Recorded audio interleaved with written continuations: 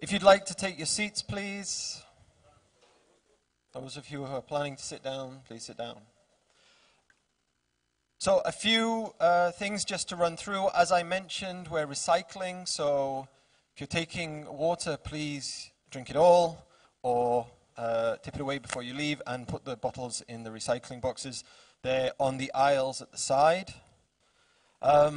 We have some lovely goodies for you to collect at the end of the day, but in the spirit of the conference, they are reward-based, so we'd like you to complete the evaluation. It might be a bit boring for you, but it's super important for the organizers to get your feedback. These will be handed out in the afternoon coffee break, and maybe you can fill them in then or afterwards. And then when you turn them in, you can pick up your goodie bag as you leave.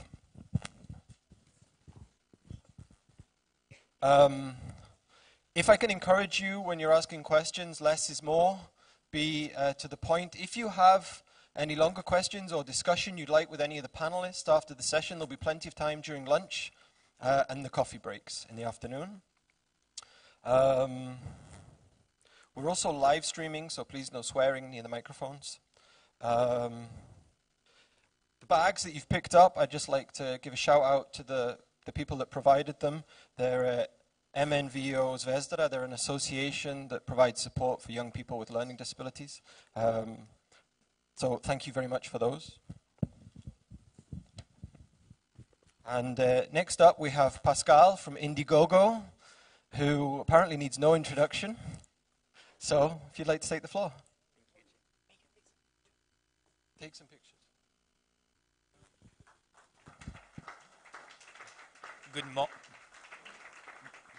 Good morning, everyone. So my name is Pascal. I'm in charge of Indiegogo in Europe. And I'm really happy to be here today. First time in Belgrade and in Serbia. So thanks for having me. So I'll have the honor this morning to give you some tips on how to run a successful crowdfunding campaign. So Indiegogo it's the historical platform created in 2008, so 10 years ago. We fund all types of projects, even if lately we don't have the non-profit anymore on the platform. We have a partnership with GoFundMe on that part, but we fund technology project and cultural project. So crowdfunding has really evolved over the past few years, where it's not what it was just in terms of getting fundings, but it really became the go-to-market strategy on having a product and financing the production. So on Indiegogo, you have all the different aspects of the life of a product, going from the pre-launch page, where before having your campaign live, you can collect leads, and also for a few months now, even do a soft launch with having one perk available on the page of the campaign, on the pre-launch page, but as well as doing your crowdfunding campaign and in demand, where once the campaign is over, you can still continue to collect pre-sales for your product. And about a year ago now, also have the marketplace, where once the product is in stock, you can continue to sell the product on Indiegogo. How many of you have done a crowdfunding campaign? Can you raise your hand, just to have an idea? Okay, some few. So there are several reasons why to run a crowdfunding campaign. Money, of course, is very important, but we work with all sizes company, and from startups going to corporate like General Electric, Whirlpool, Gillette, and for them, obviously, it's not for the money, as it's not a limited factor, but it's more doing like market fit and also market validation on which countries are more interesting for my product, but also having feedback from the community in a large scale. I'll give you some example. For example, there is these headphones, and when we saw them, we're like, it can be kind of surprising when you see the design on really are people going to be interested? And there is 3.4 million with a lot of traction in Tokyo, in Japan, for example. There is this ice maker. It was a campaign run by General Electric and their innovation lab, and for them, obviously, money wasn't really the thing, but it was really to validate the demand for the product and see how people are going to react and give them feedback. One of the secrets of a successful crowdfunding campaign, and this one, Flowhive, is the biggest finance on Indiegogo, was really to build an army of influencers, of people who were going to push at the launch and help them get the ball rolling. I think, if I'm not mistaken, it was like 70,000 emails that they had at the launch of the campaign. When I was saying it's crowdfunding, the reward-based, makes a lot of sense when you have a product and show that you can get traction for your product. And that was the case for Canary, which is a home security device, where the goal was 100K, but they raised 1.9 million on the platform, and being able to show to investors that there is really traction for the project. So they raised another 40 million from VCs afterwards. So now let's dig into the subject and what makes a campaign successful. And crowdfunding is still challenging. It's not just like I put the project on the platform and it's going to work on itself. It's really all about marketing. And somehow, usually when I talk with campaigners and I say the product at the end doesn't really matter, is how you sell it and how you are good with marketing and getting people excited about the product. So I would say one of the key major success of a campaign is an audience. You need to have a strong audience at the launch of the campaign to give it a lot of momentum.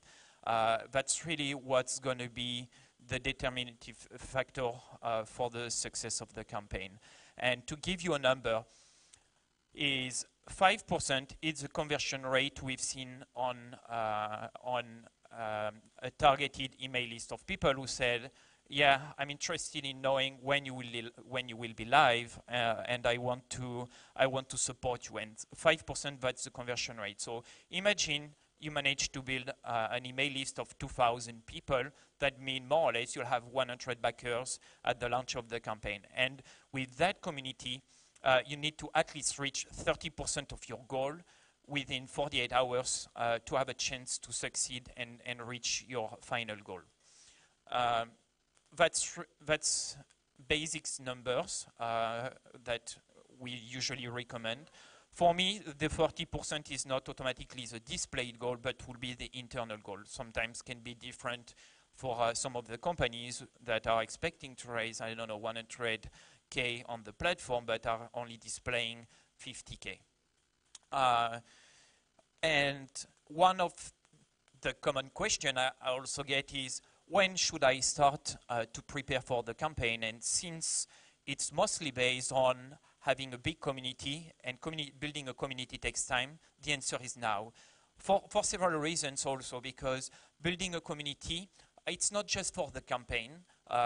Having a community, it's something that you are going to be able to leverage the full life of your company for this project, but for the next product, and etc. So it's very important, and it's hard work to do for the first, but that's why you also see campaigners who run a first campaign raise some amount, and usually their second campaign is a lot more successful because first they learn from the first one, but they already have the community and people happy with the first product to support and back a second campaign. So I'm going to give you some tips on how to build an email list and your community. And the first one is having a landing page where you can drive traffic to for several reasons. First one, presenting the product, or at least getting people excited about what's coming. But it also gives you a place to collect emails and give the opportunity to share, for people to share on social media. Here it's some examples of how a landing page should be, it needs to stay very simple with title, tagline, a short video on, it's a teaser video, it's not the video of the campaign, it should be like 30 seconds. It's just to give some insights about what's going to be the product, and having the incentive with sign up to receive first access to our early bird perks, and the field to collect email address. That is really important to have as soon as possible. Here is another one that you can have on the platform where allows you to do a soft launch with a perk available a few days before the launch and giving momentum before the official launch, like that the day you launch, you are not at zero, there is already funds on the page of the campaign. One thing that campaigners often forget or don't think about is you have a network in your surrounding, that it's your family, your friends, people, your co-workers. So you have a first network and leverage this network to even grow it bigger. Events are a really great way also to collect emails and engage with the community, because you meet these people and they usually can see the product or the prototype of the product. So you'll get even more engagement from people you meet like that.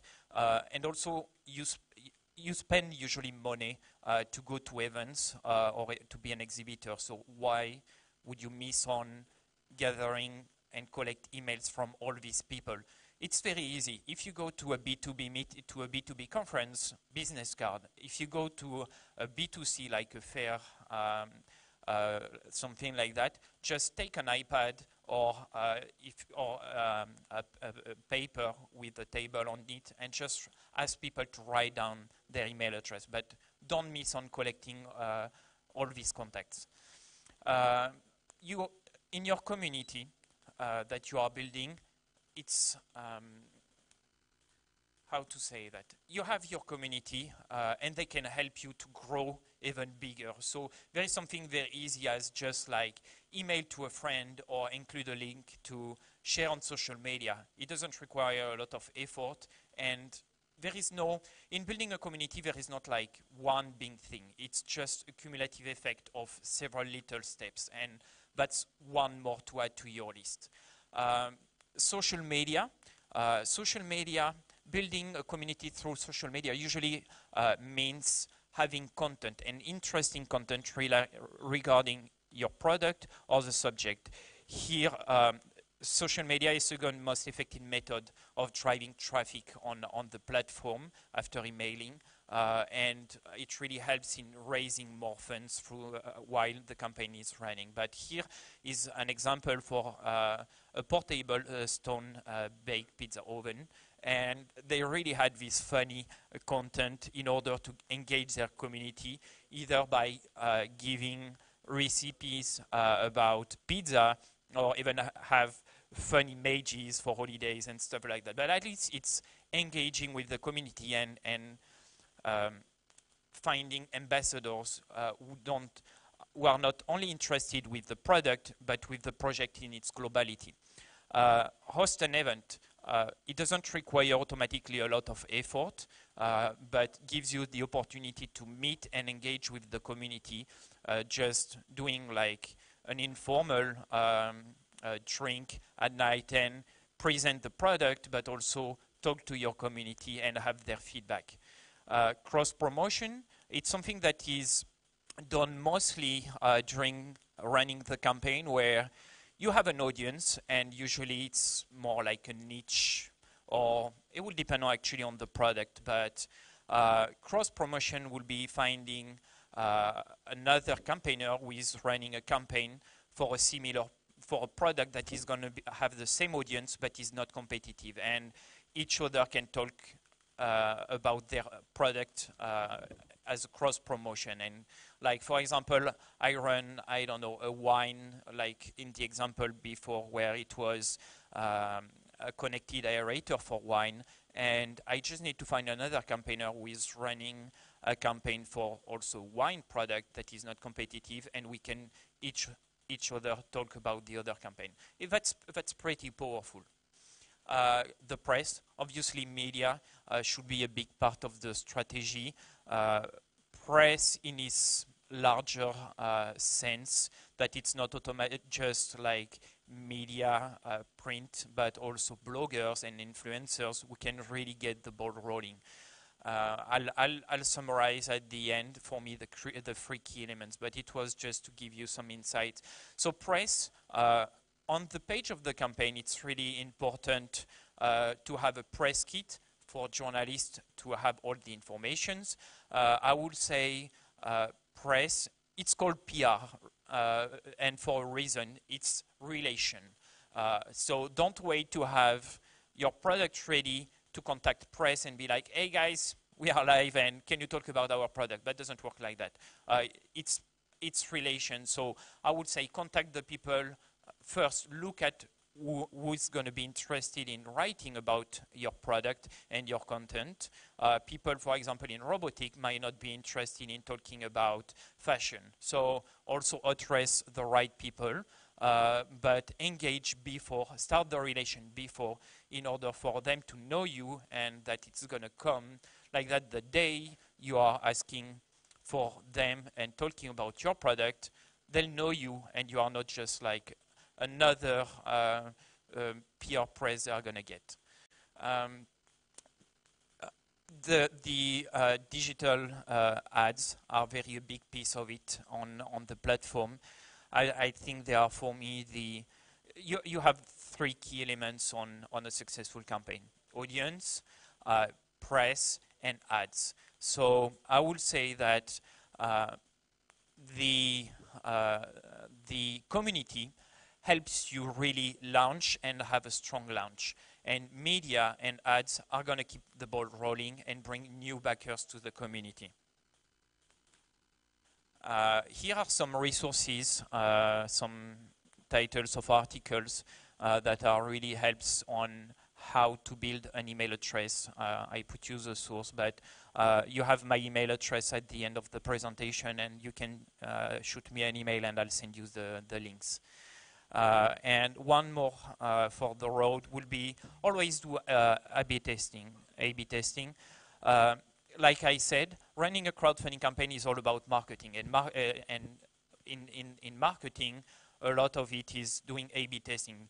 Do on Indiegogo, for example, for the pre-launch page, now you have the ability to do variant A and variant B to be able to try different messages, different content, and see which one performs best. It should be the same also while running ads, where you need to find what's the right target, what's the right content, what's the right message. Like in messages, you will have call to actions. It's not just like saying, hey, we are the best, but it will be like, come and check out that we are the best. You know, like you need to have a call to action and to push people. So I'll be happy to talk with you on your projects you have, and I'll help you with that.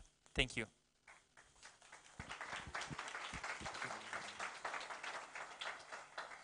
Thanks very much, Pascal. Do we have any questions from the floor?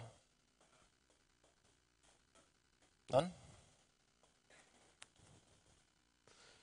Okay. Yeah. Do you want to, is there anything else you'd like to say? I just want to call it. Do you want me to give you just some more insights? Yeah, I mean, we've got 10 more minutes, so. Okay. Just to give you some more insights regarding campaigns. Very often people ask me when's the best time to launch a campaign, or is there some time of the year where I should avoid to launch a campaign. And I would say what we've seen is summer doesn't automatically really have an impact, but Christmas time does, where if you launch a campaign, December and January are usually times of the year to avoid to launch a campaign, just because December is dedicated to Christmas time. So people are spending less money on backing project and more on Christmas presents. and January usually people are broke from Christmas, so they still have not really enough money to spend on campaigns. And during the day, what we've seen is usually it's best to launch a campaign on a Tuesday or on a Thursday. Why? Just because of email opening rate that are usually higher on Tuesday or Thursday. And it's for the same reasons that you are going to finish the campaign. Usually campaigns you can run on Indiegogo up to 60 days, but we advise to do 30 to 40 days. So you are going to calculate the amount of days to potentially start on a Tuesday, which leaves people time to open your email Tuesday, Wednesday, Thursday, and finish it on a Thursday, because on Tuesday, before the end of the campaign, you are going to send an email saying, hey guys, only 2 days left to support us and come and get before it finishes your perk. And same, you'll have Tuesday, Wednesday, and Thursday to finish and reach out to the community.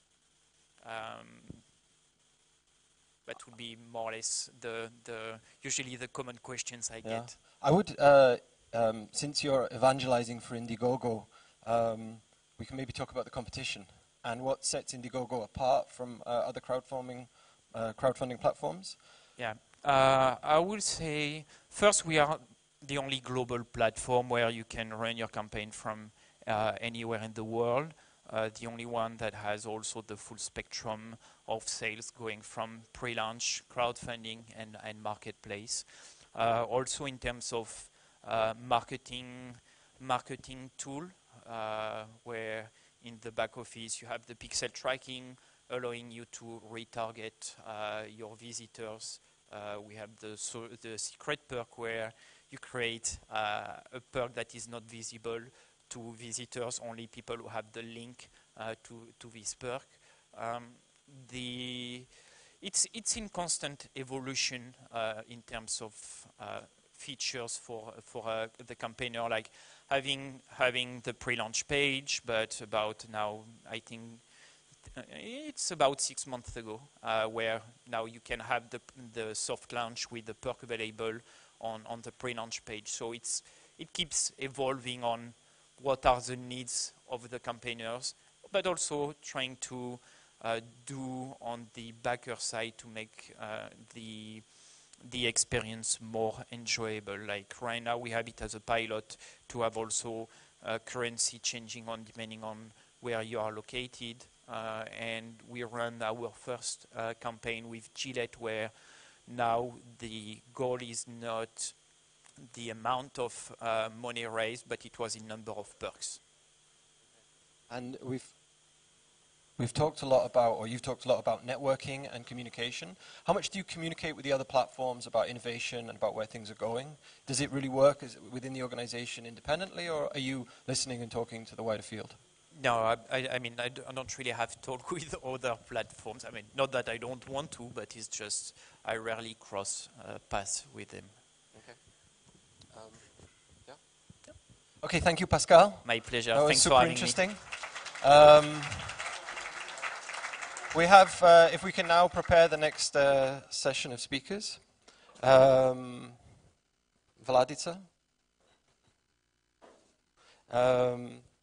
If anybody would like to move to the front, anybody who's not sat down, we've got some empty seats here, which is not the best to look at if you're sat on stage. So if anybody would like to come to the front, or at least in the next session, please feel free to sit at the front. It's warmer, apparently, down here than it is up there. That's the reward. So I'd like to introduce the next session.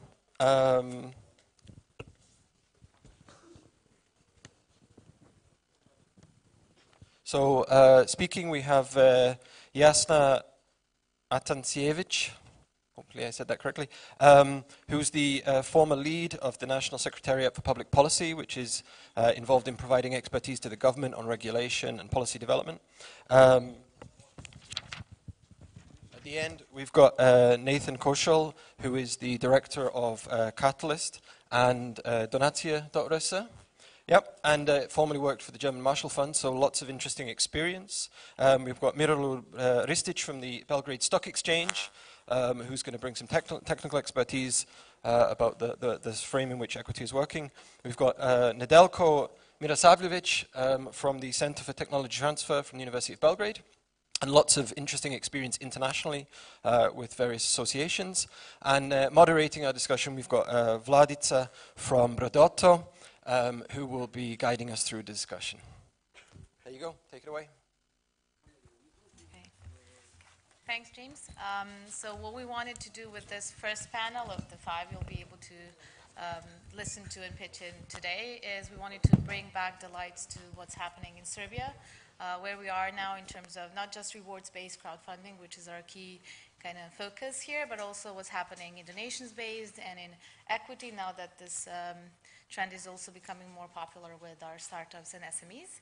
And we also want to take a look at not just what's happening from the campaigner's perspective, but also what's happening in the legal and enabling framework, and also what's on offer from all of us who are kind of working on creating a more supporting system and know-how so that we have more and more successful campaigns on Indiegogo, Kickstarter, Crowdcube, Funderbeam when it's once launched, and of course Donacija.rs. So to actually share all of this with you, we brought some people who have lots to say about all of this stuff. And first we'll start with Jasna, for she's our assistant professor at the Faculty of Science at University of Novi Sad, and she's also a former director of Republican Secretariat for Public Policies. But most importantly, her shoes here today are about being the author of the study on rewards-based and what are the analysis and practices and recommendations, what we need to actually put crowdfunding more on the map and in terms of making a better environment for us to have more and more money funded through this type of alternative finance. Then we have Miroljub Ristic. He will talk from Belex or Belgrade Stock Exchange, and he will talk more about what I guess startups and SMEs are most interested in hearing, when that's whether we will have our local platform operating from Serbia, Funderbeam. No one really knows where that is right at, so I think we can't wait to hear from what Miroljub has to share about that. Then we have Nedeljko talking from the position of the academia from the Center for Technology Transfer at the University of Belgrade, and what happens with academic spin-offs, social enterprises, general innovation startups. And lastly, but definitely not the least, and I'm not saying this because he used to be my boss, Nathan Koešal. He is the executive director of Catalyst Balkans and re-empowering Donacija.rs for everyone who wants to do local crowdfunding in Serbia. So let's start.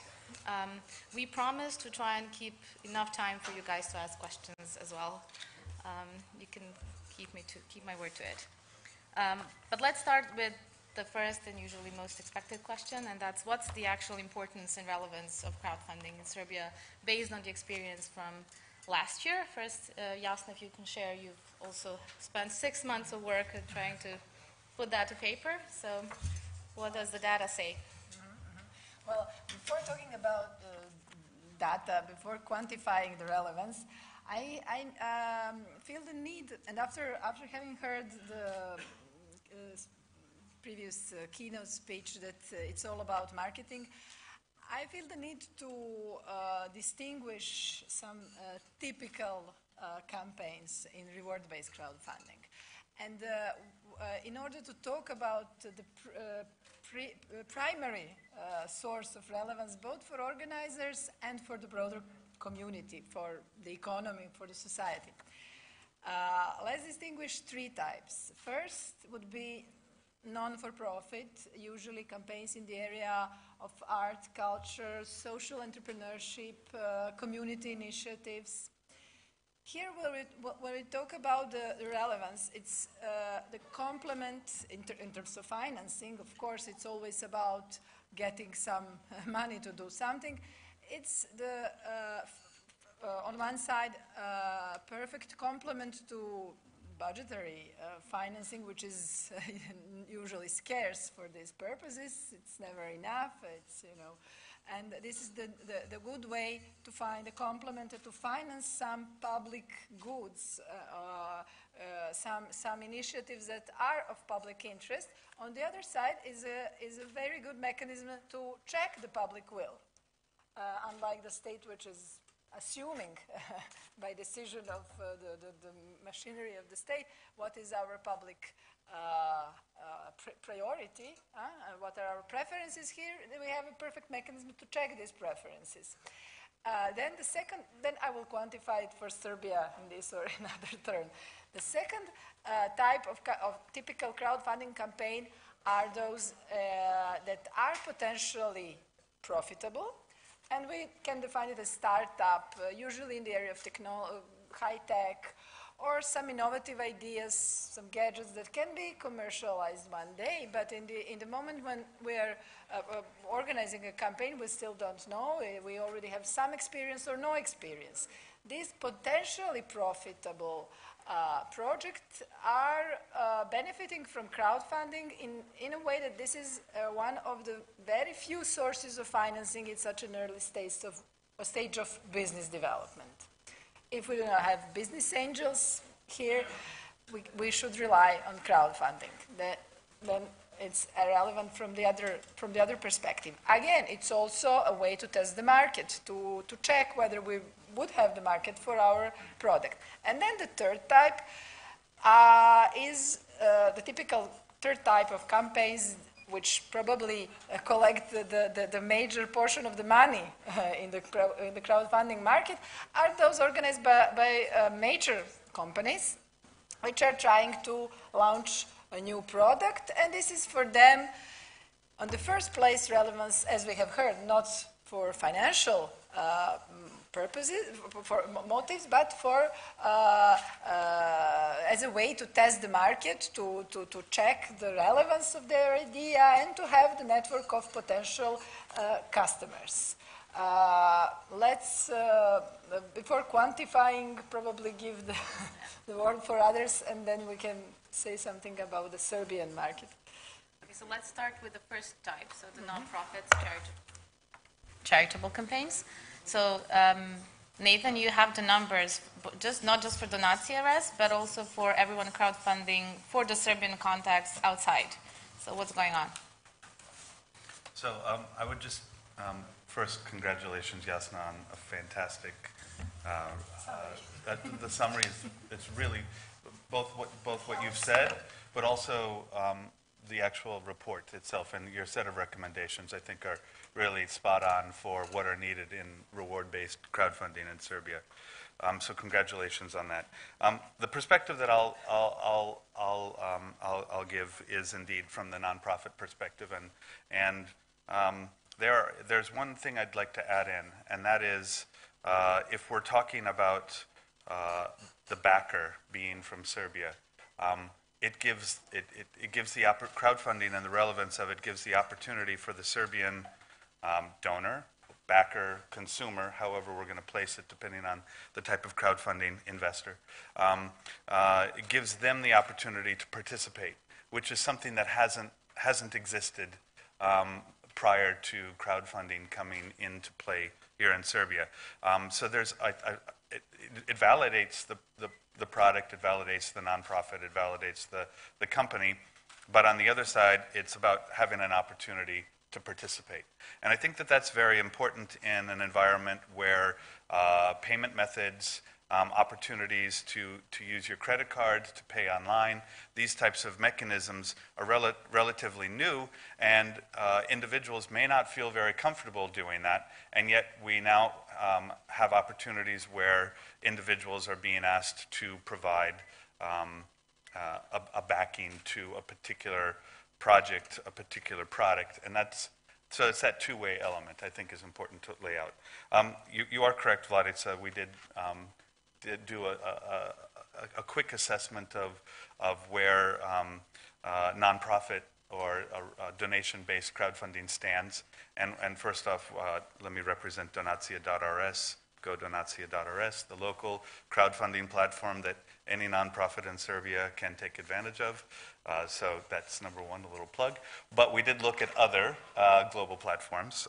And basically, with the consolidation of several major donation-based crowdfunding platforms into GoFundMe, their filtering system is not the very best, but we did identify, over the last 12 months, we identified 125 different projects that funds have been raised for Serbia. More than 50% of those projects were for individual or family cases. These are for people who are sick, people whose house have burned down. In the case of the most substantial project, it was for Nemanja Spasic, a truck driver who passed away, and it was to help his family, to get his body back to Serbia and to help his family. And more than $100,000 was raised for that particular case. But in total, across 125 campaigns, we measured $426,000 raised. But it's important to note that only 10% of the campaigns were actually fully funded or fully successful. An additional 10% surpassed the threshold of 75%. So more than 60% of the projects actually were 30% or less in terms of their funding. So a lot of unsuccessful projects. In terms of where Donacija fits into, Donacija.rs fits into this whole framework, there's a great relevance in Serbia for a donation-based framework, simply because, A, there's already a very well-established legal framework for it. So some of the recommendations that are made in the report about reward-based crowdfunding, for donation-based, it's relatively solved. Fortunately, the contract, the donation contract, in an online payment situation with a credit card, that actual online payment is serving the place. It replaces that donation contract, so that works well. And it provides nonprofit organizations in Serbia with the opportunity to actually engage with their own constituents, something that they are not themselves very used to. So it takes that, the nonprofit organization to the institutional donor framework, which has been a connecting force for the last 20 years in Serbia. It helps nonprofit organizations to move out from that and to understand that their people in their community, people in their neighborhood, people who have similar interests in Serbia can actually help them and actually want to help them. And if we just take one more little piece and step aside and look at online fundraising, and one can argue whether it's crowdfunding or not. If we look at the instance of Budi Human, the online platform for individuals to give for humanitarian cases, for sick children who are in need of operations or other situations. Consistently over the last several years, they have been the funds raised through that platform have increased and increased. $1 million, €1.5 million raised each year. This year, something very particular is happening, and the funds raised through Budi Human are expanding even larger. Just since the beginning of September, $420,000 has been raised, with more than $300,000 of that coming just from SMS donations. So if we're going to look to where are the possibilities or where is the relevance, people are giving when they're asked. So the question is, how do we, from the donation side, from the reward side and others, how do we make that ask? How do we educate the public? And specifically, how do we educate campaign owners in order to do the proper reach and get to the money, so to speak? Nedeljko, going back from donation-based, now talking about social startups, innovation startups, the most common users of reward-based campaigns. What are your experiences and the center's experiences? Okay, so just first to try to explain the colleagues. So we are coming from the Center for Technology Transfer, University of Belgrade, and basically our goal is to commercialize the scientific research. That means that we need to bring that to the market. And most of the university technologies are in the early stage. That means that we need to bridge that finance gap for the next, let's say, stage VC or something like that. So we heard that 2013 was the year of the first crowdfunding convention in Vienna. 2014, actually, we started thinking about crowdfunding as the mechanism to tackle this financing gap. But what happened, basically, we found devastating state of the art in Serbia, so nobody actually knew about crowdfunding. There was no support for the crowdfunding. We tried to even to speak with the donors, but there was like zero response. So the relevance of crowdfunding in general was really low. Then we actually started to work on that issue and say like, okay, let's try to bring this topic in Serbia. Let's try to build the community, the passionate community around the crowdfunding. And by the end of 2016, we actually got the project CrowdStream, which is crowdfunding to mainstream innovation. Our main objective is, because it's still ongoing project, is basically to make the better support for the spin-offs and startups, innovative spin-offs and startups to approach to alternative financing, well, to be more concrete, to crowdfunding. So basically, we see, and that is not the only project now happening in the region. There is few more crowdfund port this project, and also there is ongoing project with additional component of GIZ as a part of the bigger regional project. So now we can say, okay, things are moving, and we see that the relevance of the crowdfunding is moving. So basically, you show the numbers. So everything is going. So we believe that this is the actually next big thing. It's not the next big thing, but basically also according to, I don't know, did you notice? But according to statistics of the World Bank, crowdfunding is now the main financing mechanism. Basically, it's even financings that are coming through crowdfunding is even bigger than from VCs or business angels. So basically, this is happening. I think we kind of surpassed the classical finance, I think, back in 2016, yeah. We did showcase the numbers during the breaks and everything, but yeah, in terms of how and I'm going to just for a second put on the Brododo hat and not just the moderator hat, and just say that we've been tracking the data for crowdfunding for a few years now, and it's extremely relevant to just showcase how much the last year, when we've kind of intensified our work with the Crowdfunding.rs platform, with the first Belgrade crowdfunding convention, with the first crowdfunding academy we did in Serbia, like that was all last year, and last year also coincidentally, we'd like to think it also has something to do with us, is the year when we've crowdfunded more than we have in the previous 5 years. So in the span of 2012 to 2016, that's $653,000, and only last year it's $700,000. And that's just rewards based. So I'm not talking donacije.rs, I'm not talking charity, I'm not talking equity crowdfunding that has been happening this year. It's just what the last year has given to the creative industry, to the startups. And what we see is, in terms when we look at what's happening on the ground and who's campaigning successfully, there's not a lot of successful campaigns, to be honest, but there's, again, much more than there were before, and that's because I think now we are given the know-how.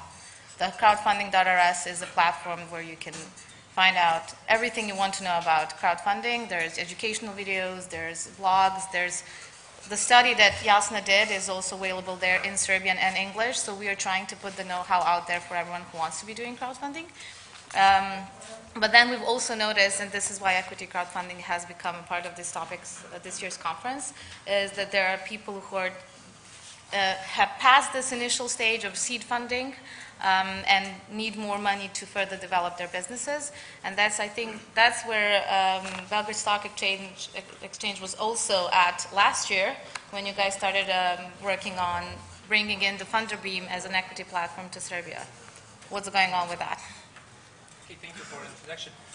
First of all, why Belgrade Stock Exchange is participating in the crowdfunding business and supported all toward this idea.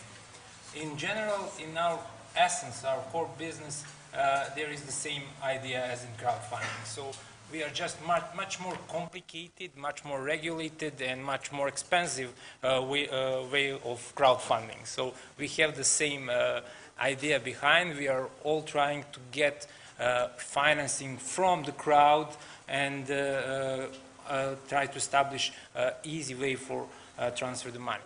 But in general, our main goal with trying to establish equity crowdfunding platform is to resolve the main problem, one of the major problems for the Serbian economy right now, that is access to finance.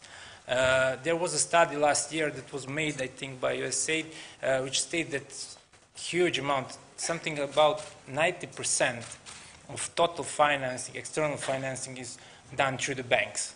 So in general, in everyday life, when you need funding, all you can do is go to the bank and ask for credit. If you are not eligible for that, you are done with your financing your idea. So we found that our mission in this will be, let's try to bridge that gap, to find a way with our part, with equity, how we can support startups, scale-ups, and micro and SMEs to get the financing. So we approached the funder Beam as a leader in that time equity crowdfunding platform in Europe and tried to establish it in Serbia. We did a lot.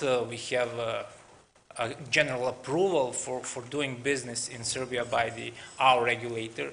I must take a step back because importance of crowdfunding arise from the over-regulation of the traditional financing through the equity. So in Europe, you have, as we heard before, you have over-regulated market. You had MiFID I, MiFID II, EMIR, MiFIR. So there is a whole bunch of regulation that prevents you from getting to be funded from the market.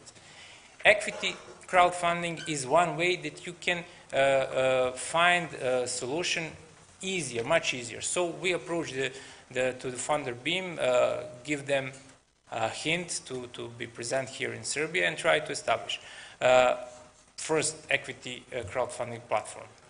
For 6-9 months we have regulatory approval, but we are still looking for the legal solution to kickstart the money transfer between our citizens and abroad, and our foreign exchange laws and sub-laws are not in line with the current situation, with the current trends, with the current state of the economy of sharing, which is made on a free movement of capital.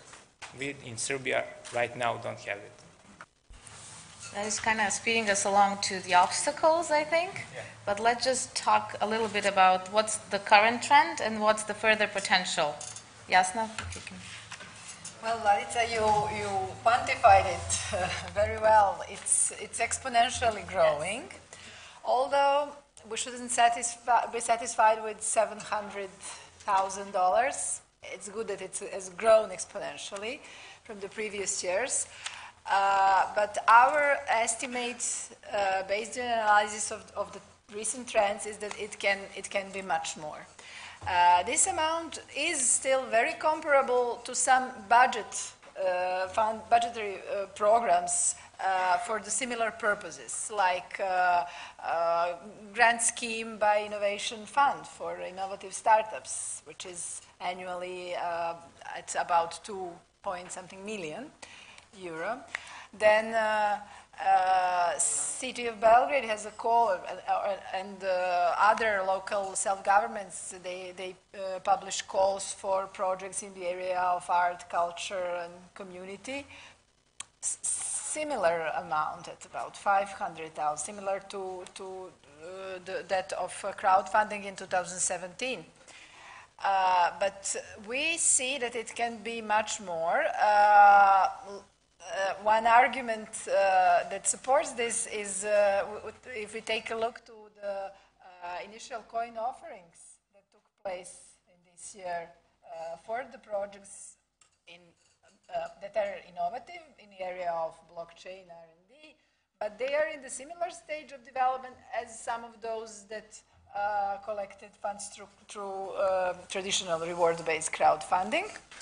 From the perspective of backers, it's a similar risk taking, and they campaigns amount to $80 million or $150 million. So there is a huge potential on the global scale in terms of available funding. What we think is lacking, where we see the major bottleneck here, is the quantity of projects that are published. The quantity of well-prepared, I should stress, the well-prepared campaigns. We can talk later about why we lack why we are still at a low level of campaigns. But we should promote. We will talk later about about what we can do. But we see that there is a potential. It can be much more than 700,000 collected in total in 2017. But we should work on promotion and education. So, Nederko, when we're talking about academic spin-offs and innovation startups, are they open to getting out and crowdfunding, leaving the labs and research facilities? Okay, it's a difficult question. Well, yes and no. So basically, they are all open to. Again, probably we will. He mentioned some kind of obstacles. Probably we will have this question with obstacles, because without that, there is no point to have this kind of session. So, and then I will address that question. But basically, what are we trying to do is to engage more alumni. So we are talking about crowdfunding. So we are talking about crowd. So what is happening for example, in United States universities, they are trying to engage alumni. For example, Oxford, UK, their fund, base just of alumni is like few million. So there are people that can actually help in moving this story out. So we will. Capital for Serbian innovation startups, right? Yes, exactly. Because we are talking about University of Belgrade. I'm talking from the perspective of University of Belgrade, of course. Yeah. So we will try to engage more our alumni, and there is a lot of alumni also abroad. So this is something how we will try to develop the passionate community around us. Nathan, when it comes to non-profit campaigns, are they more open to crowdfunding through the NACRS and being more sustainable within doing that, not just children and people without homes? So it's, the answer is yes and no. So, Donacija.rs it had existed prior, but it was relaunched in March of this year. And I think one of the biggest surprises that we had was we thought that the challenge would be on getting donors to give. And actually, one of the bigger challenges was to get campaign owners to be ready, to be prepared to launch and engage in successful campaigns. And I think it just goes to those skill sets not naturally existing inside of the nonprofit sector, or in a more broad sense, this issue of who's the crowd. First, we have to figure out who the crowd is. If we heard from Pascal, it's 5% of your email list, and getting 30% of the campaign funded within the first 48 hours. These are benchmarks that exist. But so who's your mailing list, first off? And you have to start there. We've discovered that a lot of nonprofits may have their data or their mailing lists in different formats. They may think, our alumni are not potential donors, or our volunteers are not potential donors. We don't want to ask those people for money. There is that general shying away from direct fundraising as well. It's not just about crowdfunding. It's that feeling that I'm sorry for asking you, I'm sorry for begging you for money, and getting into that framework of, hey, this is an opportunity for you to help us to be successful. And it's about changing the mindset. So my colleagues Milos and Sonia, you guys can raise your hands right there. You should talk to them if you're interested in running a Donatia.rs campaign. But they've had to work really hard in helping organizations to build the skills that are needed to actually approach it. And that's involved lots of conversations with Marco and Vladica and with others to figure out, to compare notes. Well, what's working and what's not working? What we have found of the campaigns who have actually launched, they're by and large successful, and they're getting fully funded. Of the 11 campaigns that have come to completion, 9 have been fully funded, or we're counting, 96% to be fully funded. So a few have gone over their goal. And we have also found that it opens the door for, as I think Oliver was talking earlier, maybe it was Pascal and I'm confusing it, the issue of offline versus online. Using events, using the gathering of continual gathering of emails and continued gathering of contacts to be able to expand your crowd over time. That's really, really important. Working with the media locally to promote, we've discovered, is not something that the media likes to do. They don't like to put the URL. So that's something that we can work to change as well. But I do think the very first step, and this is included in the recommendations that Jasna made, which was, continued education, increasing the understanding for the nonprofits, for the startups, for others, on what are the possibilities. Now we have a quantity of evidence. We can now say, but look at how this organization did, or how this product did, and whether you're trying to do your fundraising just in Serbia, or you're trying to do it on a global platform, the practices are the same. So we, I think, now have the arms that we need to go out and to convince others that this is something that people should engage in. So. I think on the campaigner's perspective, yes, I think it's the lack of know-how and probably time and sometimes will to prepare a campaign. I think we have a lot of people launching on Indiegogo because it's as simple, as easy as Pascal has explained, but then also launching on Indiegogo does not mean much if you haven't developed your crowd, if you don't know who you're targeting, if you don't really know who your product is for and what it can do. But that's something that we are all here sitting, I think, working on. Let's talk about what's not necessarily fully into our hands. But what are some of the obstacles that you, Jasna, have identified, and then we will also look at our experiences as well. Well, let's get back to the classification from my first answer. Okay. We interviewed many of successful campaign organizers here in Serbia, and when you ask those in the end of the spectrum of mature companies that tried to launch the product through a crowdfunding campaign, they say there is no obstacle. This is the great place to do a crowdfunding. Everything is easy. We have already our regular services within our company. They were prepared. They were always there to answer. They had a network of, they have a time to develop a network of contacts. They had a time to, we had our accounting agent, he solved some obstacles we encountered in getting money from abroad, in shipping perks, and so on. But when you ask those from non-for-profit campaigns or those startups, they have encountered plenty of obstacles. Again, let's classify them and prioritize.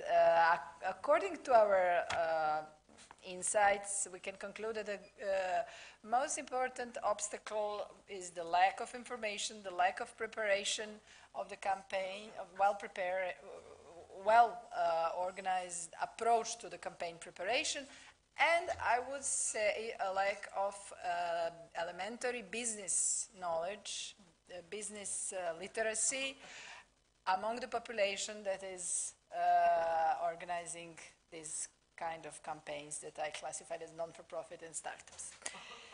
Here, shall I also give recommendations, or we will leave it for... Yeah, we can maybe go through obstacles. The second set of obstacles, I would say, are procedural obstacles. And the major two procedural obstacles that exist in Serbia, they are not so serious. They are only bothering in a way that they are not anticipated by campaign organizers. Then they are forced to waste their time, to waste even money that is not prior calculated in the preparation of the campaign and in the budget of the campaign.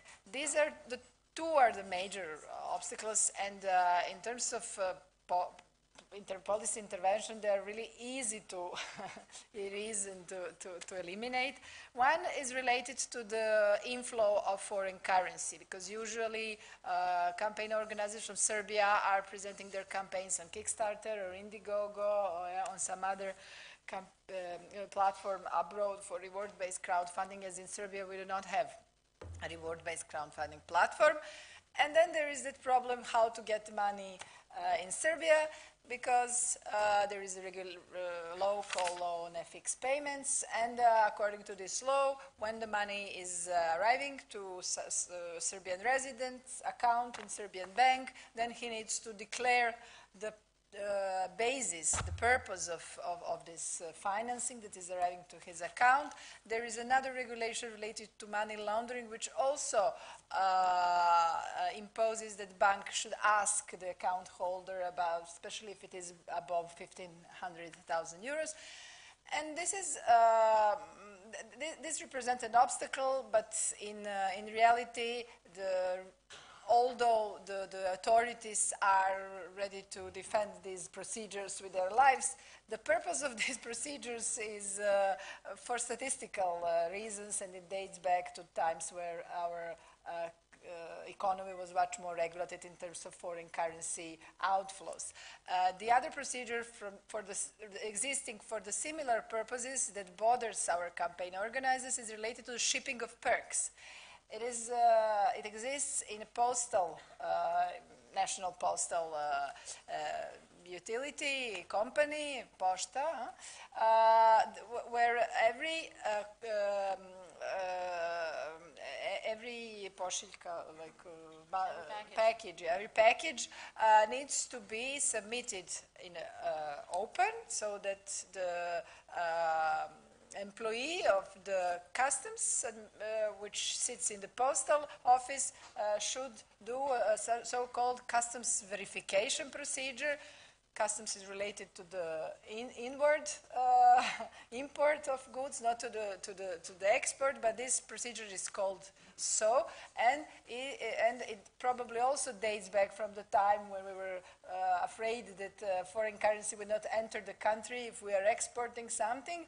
So if we are sending thousands of perks to thousands of recipients, for each of different package, we need to go there with the open, as campaign organizer, with the open package, and to package it in the postal office, and it's huge waste of time. And then third, so procedural obstacles are there. They are easy to eliminate, but they exist. They waste money at the end. And the third, I would say, type of obstacle relates to the legal form. I would not open that problem because it's much broader problem of because in today's digitalized reality, the working the working arrangements are pretty much changed. So when we apply current regulation for business organization, whether it is non-for-profit or profit. For non-for-profit, usually it's association. For profit, usually is limited liabilities company or entrepreneurship agency. All those forms of organization of business are burdensome for our campaign organizers that are only launching a project and they have uneven future. They don't know whether it will succeed or not. So when they are starting this business, they need to decide through which form of business they're going to operate. And usually each form of organization of activities triggers some liabilities, some tax issues, yes, which are normal. We need to pay tax, but it's burdensome in such an early stage of business. These are the main obstacles that we have. So what I hear you say, there are hidden costs and somewhat obstacles at every step of the way. That we are kind of mediating through. Yes, and they are. We should all recognize that they don't represent the real obstacles for mature businesses, but for our young entrepreneurs or community project organizers. These business issues are real obstacles. I think Mirali wants to say that there are obstacles for mature businesses. All phases of the company growth, so you don't worry about that. You will always find obstacles here in Serbia, so don't worry about that. That was the reason why I started with the obstacle. We didn't have a use case. We didn't start our operation because of lack of procedures, lack of knowledge to establish the procedures. Investing, and we are talking when we're talking about equity crowdfunding, it's some way of investing, and investing must be and should be, as the first keynote speaker must be regulated. It's a very tricky issue. You know, you are investing money. There are institutional investors that are managing other people's money. So you must make some window where they can place the money that will earn interest and yields, and that they after that exit the position. So you must have some secure procedures that can streamline the process. In Serbia, even the capital market, even the stock exchange, we as a market organizer have a tough experience with our major business. So right now Serbia is in the process of the first initial public offering in 80 years. So all participants, exchange, Securities Exchange Commission, Ministry of Finance, CSD, we are all on the same side to bring the first external financing through the exchange. And it lasted for longer than a year. Everything is known, we just didn't have the procedures. And every participant was supportive. In case where Jasna is talking, nobody is clear what to do with crowd investing, what is the tax policy, what the negotiation process. So I think that we will need more and more time to establish the procedures, and that is the major maybe obstacle. We can find the rules, we can find the laws, we can adjust them, but I think the major obstacle is time right now to establish all the procedures. To create a regulation in a way that it's enabling and not disabling. Not just to create, to make those regulation applicable.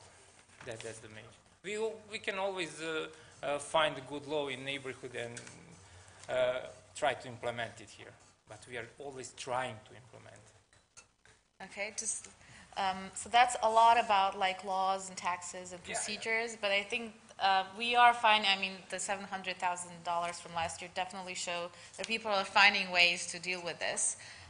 So let's talk more about what are these non-regulation challenges that we have, and then we will talk about how we can further address them, right?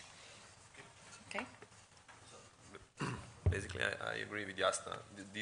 We basically came to the same findings within our project, and those things actually can be, like you mentioned, there is a way if you use imagination to how to solve those things. But I think actually the biggest problem and obstacles is that people are not aware actually how much they need to invest their time and knowledge in order to create successful campaign. That also brings us to the business support units that are experts in that area, and that you need to use them in order to create the successful campaign. When we started the project, there was zero. There was zero business support units that actually could help with their experience to the crowdfunding campaigners. Now it's one, and we believe that within our project we will build the capacities of a few more. Also, there was mentioned regulation. So we have one of our goals is basically to propose a set of measures for equity crowdfunding. So we will have an opportunity to work on that, and you are invited also to work with us in order to prepare the set of measures and to propose those changes. Yeah. So we as the non-stakeholders are definitely in the game trying to fix that. And Nathan, just for the nonprofits, I know Donat.rs is trying to become more rewards-based, so kind of further push nonprofits into more directly giving something back to the community. So how's that being challenged by the crowd and the nonprofits, maybe? So yeah, so the platform as it exists now is strictly donation-based in terms of the technology and how it works. We do have an active campaign right now. Lica Ulica's campaign offers a perk and a reward, but the way that the structure of the site is itself, it is more geared towards donation-based. We are working towards a relaunch or a Donatia 2.0, I guess it is, or 2.1, whatever the number is. Yeah, it's 7.4. And where we're heading with that, there's a couple of elements that are going to be included. One is campaign owners will have the option to make it to offer perks or to make it a reward-based framework versus a strict donation-based framework. Even if they use a donation-based framework, there will be recommended donation levels that fit with the perk idea. That from the science of crowdfunding shows that encourages backers to give when they're actually challenged or given multiple calls to action for donation levels. A second is to build out a matched giving framework that will allow a company, a municipality, a private foundation, an individual to commit to giving X amount of money, and to create a framework where that money can then be recorded as, can be noted as matching for a particular campaign or a set of campaigns. And then a third is a community-based framework. So gathering multiple campaigns from one region or campaigns, given in a particular town that will allow, obviously that envisions a greater number of campaigns on the platform at one time, but it can allow us to have a community focus. It can also allow our platform in conjunction with campaign owners on a community level to have live crowdfunding events in a particular community that serve as the launch point or the ending point for online campaigns, and then helps to bridge that gap between people in communities who aren't comfortable using their credit card, but who are, or at least use their credit card online, but who would be comfortable giving in cash live or giving through a POS terminal live. So it's some of our ideas are about how do we both engage more organizations, more nonprofits into the idea of going online, but then it's also about how do we revert back and look at getting the backer or the donor who may not be comfortable, how do we get them more engaged as well? So that's where we're heading. And that's the excellent way to move into what's next for crowdfunding in Serbia. I think you've covered Donat.rs future very well. Yes. Hopefully we'll see that coming into fruition as of end of this year, maybe? Sure, end of this year, beginning of next year. There's always fluxes and deadlines. Of course, of course. Yes. But in terms of rewards-based and especially equity and funder beam, what are our next steps besides doing more crowdfunding academies, more policy recommendations? What's in store for them as the beneficiaries of what we're doing? Definitely, Definitely, there is a need for solution for accessing the finance. We must find a way. So we, as a Belarus Stock Exchange, we will not stop. We will pushing the ministries. We will push the regulators to lift it up the barriers that are preventing us, because there is a need. We didn't start operation, but we have found the company that will need financing. We will also have found the investors that will like to support that specific company. Only what is missing is a crowdfunding platform, equity crowdfunding. We found the funder beam to be partner in that process, but we cannot start the process. So one way or another, Belarus Stock Exchange will find a way to establish access to finance for the startups, small and medium companies. They are maybe the major beneficiary of the equity crowdfunding platform, and I hope that we will, in nearest future, we will have that kind of solution. So, but another part that needs to be done.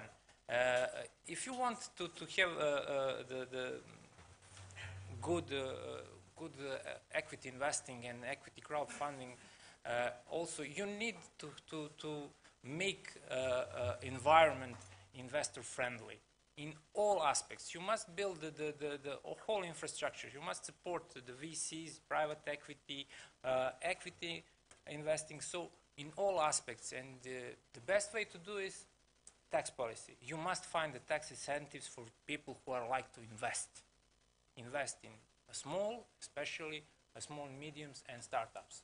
What I hear both of you, I think, saying even before, less burden on the campaign owners or the business owners and startups, and then less burden on those who want to invest. If we're talking bigger investments, make it simple and make it cheap. Yeah, that's the idea. Okay. Jasna or Nedeljko, who wants to go first? I would like to link to what Miroljub said about access to finance, and to try to stress, I can stress not enough how important is promotion and education. Because it's true that there is a problem with access to finance and that the banks are the major source of financing. But even there, banks are complaining that they have abundant liquidity, they don't have where to place good projects that are presented to them. So we are certain that there is enormous creative potential here, especially in this market. There is creativity which is exceptional, and there is a legacy of the education which is sound, especially in the area of technical, engineering, sciences. But everything about commercialization, about selling the idea it's something in the culture. It's not so attractive. It's something that someone else will do. We really need to understand how important is to develop skills on how to sell our idea. So I think that the most important next step is to scale up what GIZ has done until now, with help together with Brodotto, on promotion among potential organizers, but also promotion about potential backers. Here we can also imagine some incentives, like for companies where they have up to 5% of their profit, they have tax exemption for investment in charity, in art and culture. We can advocate for amending this exemption with crowdfunding campaign support. But it's not only about promotion, it's also about education. Education about business, project management, elementary finance, about commercialization of ideas, communication. All that is not enough embedded into our into our ecosystem. So there cannot be enough of this in the future. That's my opinion. Here. Okay, so we definitely would like to continue with awareness raising about crowdfunding and making this conference even bigger next year. So beside capacity building of startups and other people who would like to go with crowdfunding, we are going to also do capacity building of the organizations who will provide in the future services to those. So we want to have more. So we have one Brodotto, but now we also feel there is a need for more those organizations, for example, in other part of the Serbia, who could provide the systematic approach to the people who want to do crowdfunding. Also, I would like to announce the competition that we are going to organize in November, and basically the winning, there will be 3 or 4 winning ideas, let's say like that.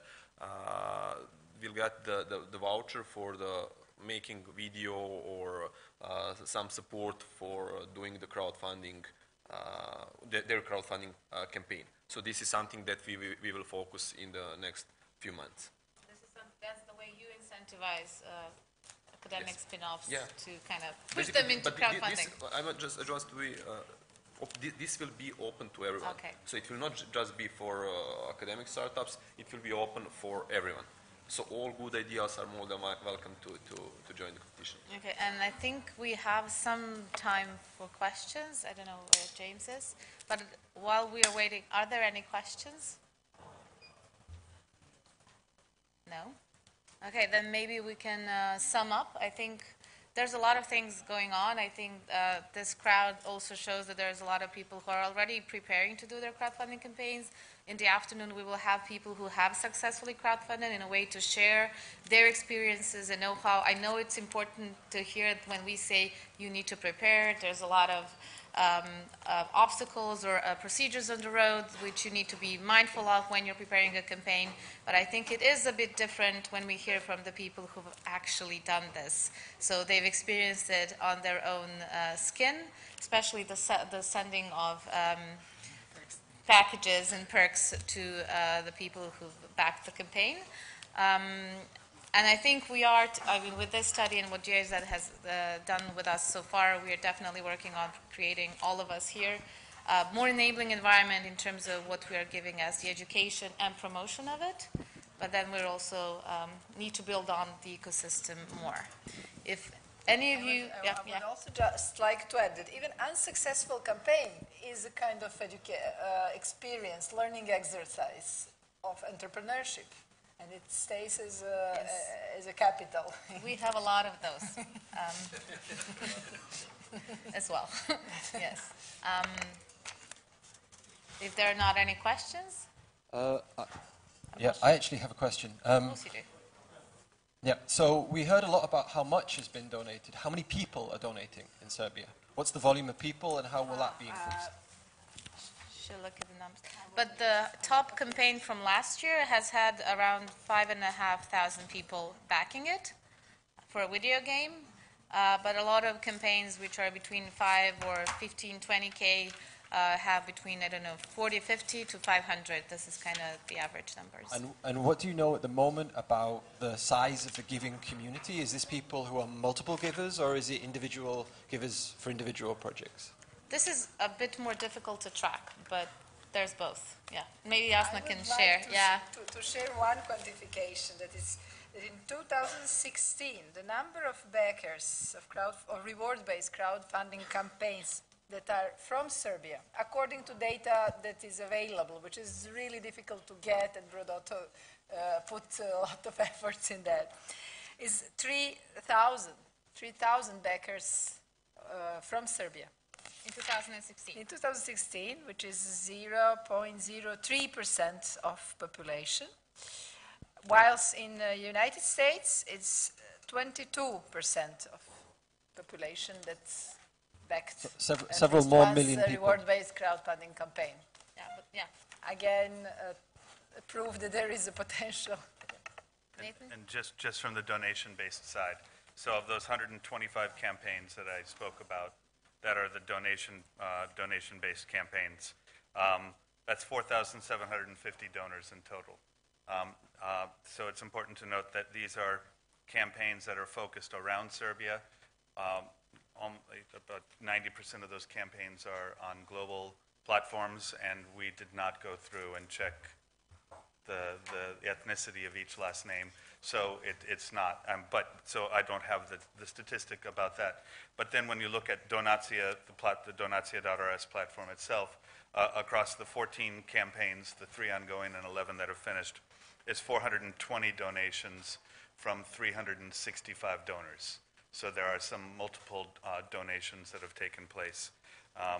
And then I had mentioned Booty Human just as a third framework. If you just look at the number of SMS messages that were sent at this month, it's more than 350,000.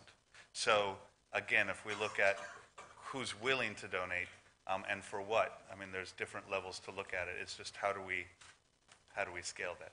So huge potential. Yeah. And if I can just add, I think the creative industry has so far gotten the most backers, and mostly from the international or global community. And I think this shows creative industry, of course, is specific, but I think that goes the same goes for startups. They have an access to a global market. So this means Serbian products and campaigns and services have a potential way further than this region alone. So that's something to look at as well, and not just our own backers community, which I think is growing steadily. And we even personally know people who backed more than hundreds of campaigns in this country because they recognize crowdfunding as a way to get gadgets or to support local community. There's different reasons to back, but I mean, we are definitely talking about that rising exponentially as well. Are there any other questions from the audience? Is anybody interested to ask something? If no, people can track us down in a more private setting. Maybe that's more comfortable for some.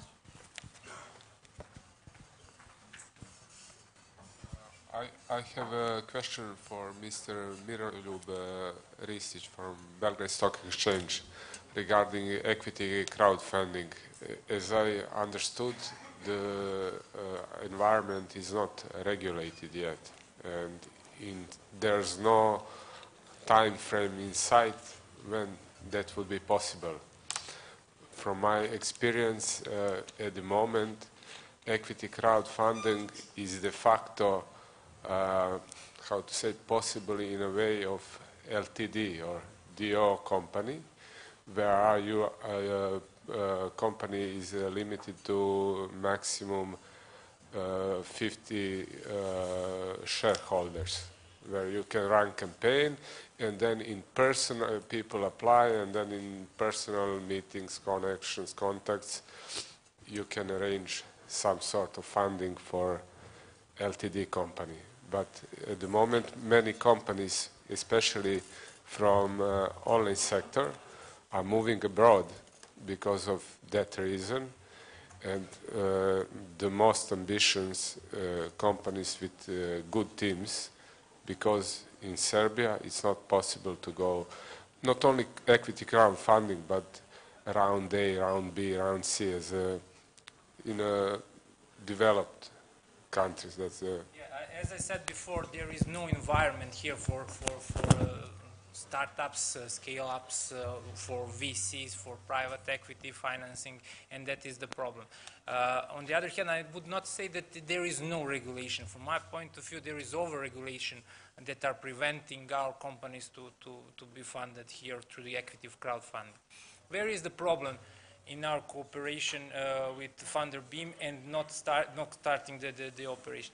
We would like to implement the Funder Beam global concept. They are, my colleague Damir is here and he will present you more precise, but they are trying to operate globally.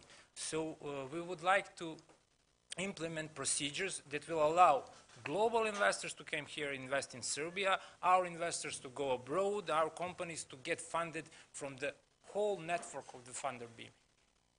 Right now, sorry? The secondary market. And, yes, and provide a secondary market for all those investments.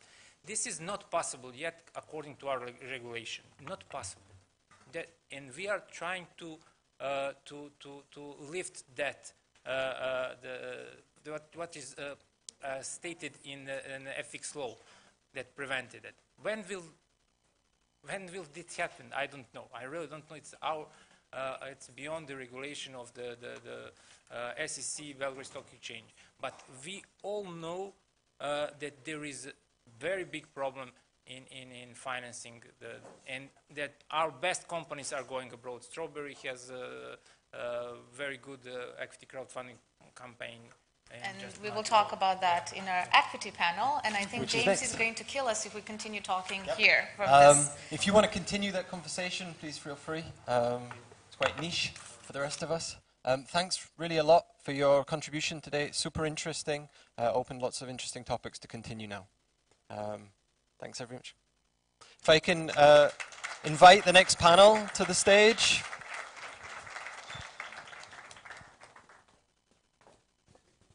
So, moderating the next panel. Oh, well, again, you can see lots of space. If anybody would like to move forwards to get a slightly warmer seat at the front, feel free. Yeah, they're moving those. Hey, it's happening, it's happening, it's happening, it's happening, it's happening. So first up, I'd like to introduce our moderator, Marko Grigorovic. He's the chief of Brodotto, put a lot of energy into making this conference happen. Marko has a diverse background before Brodotto, so he's going to be able to bring lots of experience from different sectors. Also joining Marko, we have Pascal again, if Pascal is available. Would you like to come and join us, Pascal? And Oliver, would you like to come back up? Bit more relaxed this time, so you can get to sit down. And then we're joined by Damir Bicanic, who is leading Funderbeam Southeast Europe. So Funderbeam, I guess, will get introduced a lot, but it brings quite a lot of interesting questions and hopefully answers some.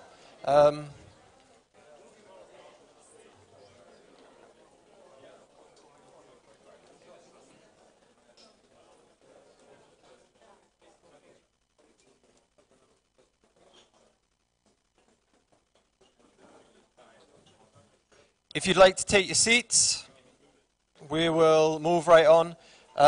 Lunch is following this session, so look forward to that.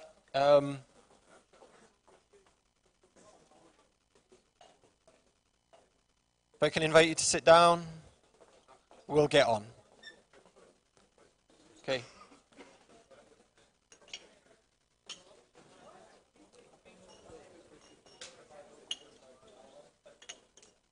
Ready? Okay, we'll kick off. Okay, just waiting for the water.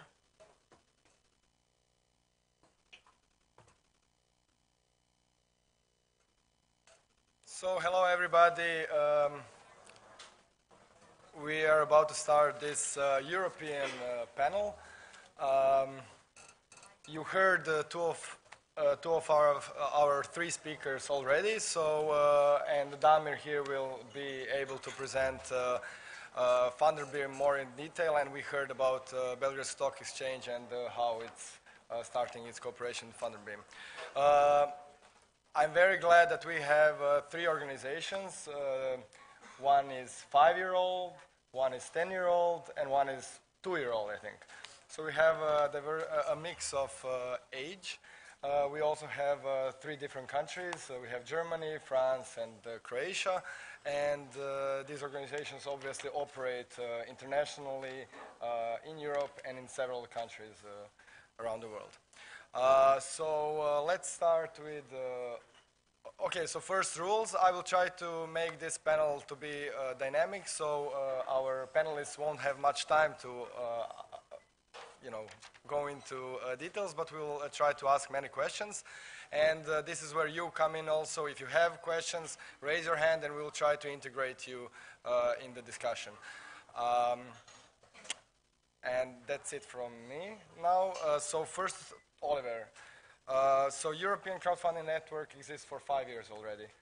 How do you see crowdfunding evolving in these 5 years? Is it evolving or devolving? What's the state of crowdfunding now in Europe? Yeah, we already spoke of this earlier this morning. So crowdfunding in Europe over the last 5-6 years has largely developed quite nicely.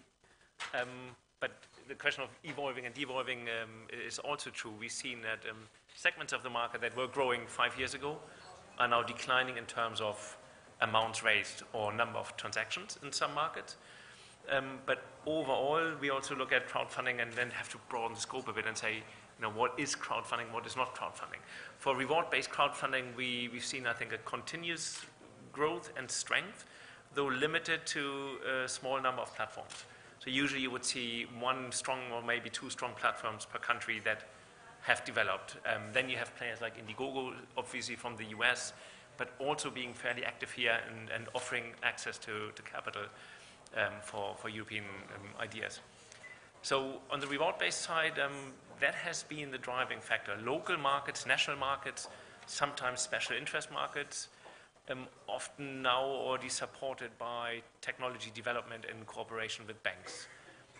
That is for sure true for the German market, where, for example, tomorrow with the German reward-based platform Start Next, we meet 4 development banks in Germany, regional development banks that look at how to integrate crowdfunding technology also into their own work. So this has been a stable market, growing, but not reaching the level that we expected. I mean, 5 years ago, we would have said, we will have an Indiegogo in Europe, or one in Germany, one in France. We don't. We have good business, but nothing beyond that. On the security side, so usually called equity crowdfunding, it has been fairly disappointing in most markets. We have very good progress in the UK, where platforms reach large number of transactions. So platforms like Crowdcube or Cedars, they make 50 to 100 million euros in transactions per year if they have a good year. You don't see the same in Germany. Platforms are struggling. They have grown, but they are not reaching a peak. They're kind of plateaued out. Where the focus has been more on, let's say, assets that feel a little bit more secure, like property, what I mentioned earlier on. And also in France, we've seen that equity crowdfunding has not grown as much as we would have thought. It also plateaued out and also made space for renewable energy and property platforms. So overall, I think we believe that this is the result of a lack of the opportunity to attract business from other countries. In some countries, you cannot even accept money from other countries. So I think this is what has held back. But this is the question you asked. Pascal, so Indiegogo celebrates 10 years, and this is basically the entire history of crowdfunding, modern crowdfunding. So how do you see Indiegogo evolving, and how do you see it in this European space? What is changing? On the crowdfunding part, much regarding the European space, I don't know how things are going to move forward. It has already did in the US by doing a partnership with microventure and offering equity crowdfunding for US-based company, and also now offering ICO as well in the US under SEC regulation. Regarding Europe, since equity usually is it's based on local regulation, makes it a lot harder to do so. So I guess next step would be to partner with local platform in order to offer that, but I don't know if it's really in the pipeline. And I think on the reward base is continuing in implementing the platform, having a better experience for campaigners and backers. But Indiegogo integrated now, as of recently actually, equity crowdfunding in it, and then now ICOs also in the States. Yes. So you're trying to... I think it's just following the flow. Each type of crowdfunding for me answer a need for different markets. Reward base would be more for product companies with product where you are gonna test market, and usually finding early stage fund for that is really difficult, mostly in hardware. So that's why crowdfunding works so well. the reward-based one, to show to investors that there is really traction for the product and move forward and potentially do a Series A, B, whatever. As the lending or equity, for me, is more addressed for small or medium-sized company that have difficulties to have access to funds, either from the bank or from investors. Like Oliver, you were saying this morning with the Schumann, where it shows why it was created and what's the need for this platform. When we are talking about equity, Damir, you're an equity specialist here among us. Equity is meant for SMEs, as Pascal said, maybe. So can you give us an example of SMEs that you deal with, and especially in the region? What are your experiences? Sure. Does equity crowdfunding really work, or do we need still to wait some time for the market to develop? It absolutely works. It's, I would just correct you, it's not just for SMEs, it's both for startups and SMEs, but on the other hand, you have different profile of investors who invest in them. Startups cannot have access to the banks, or maybe they get access to supranational institutions, but actually they need a lot of money to start the operation and to grow. On the other hand, the SMEs need money for scaling up businesses, and they have access to banks, but it's completely different product. If we talk about the region, there are many good companies. If we talk about SME market throughout Europe, it's unbelievable. However, there is a difference if we talk about SME in Croatia and SME in Germany. SME in Croatia, Serbia, it's 1 to 2 million euros. SME in Germany is 500 million to 1 billion, so there is a difference in scale. What we have financed up to now in Croatia is 5 companies in the last little bit more than 1 year, where there were actually 2 startups and 3 SMEs. If we talk about startups, we financed actually a competitor for Strawberry, where the guy who is 22 years old and he already has company for 3 years, he started when he was 19, produces solar benches, wanted to expand but didn't have money, didn't have bank to finance it, and we can have later on stories about how he approached the bank and what the banks told him actually. So he wanted 200,000 euros for investment, got 465.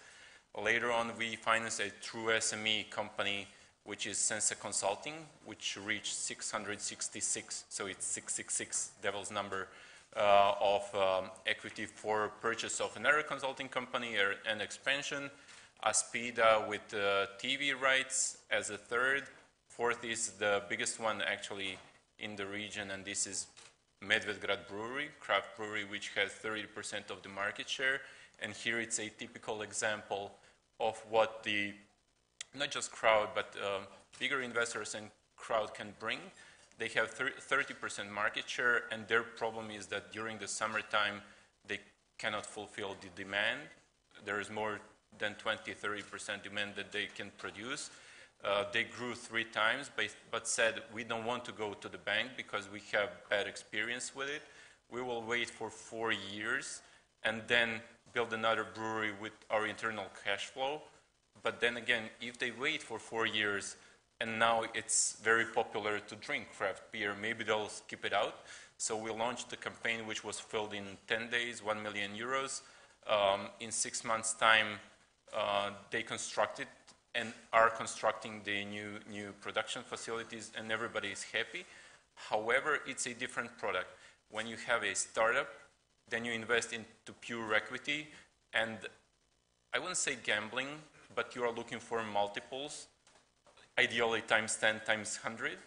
When we talk about SMEs, it's more dividend play.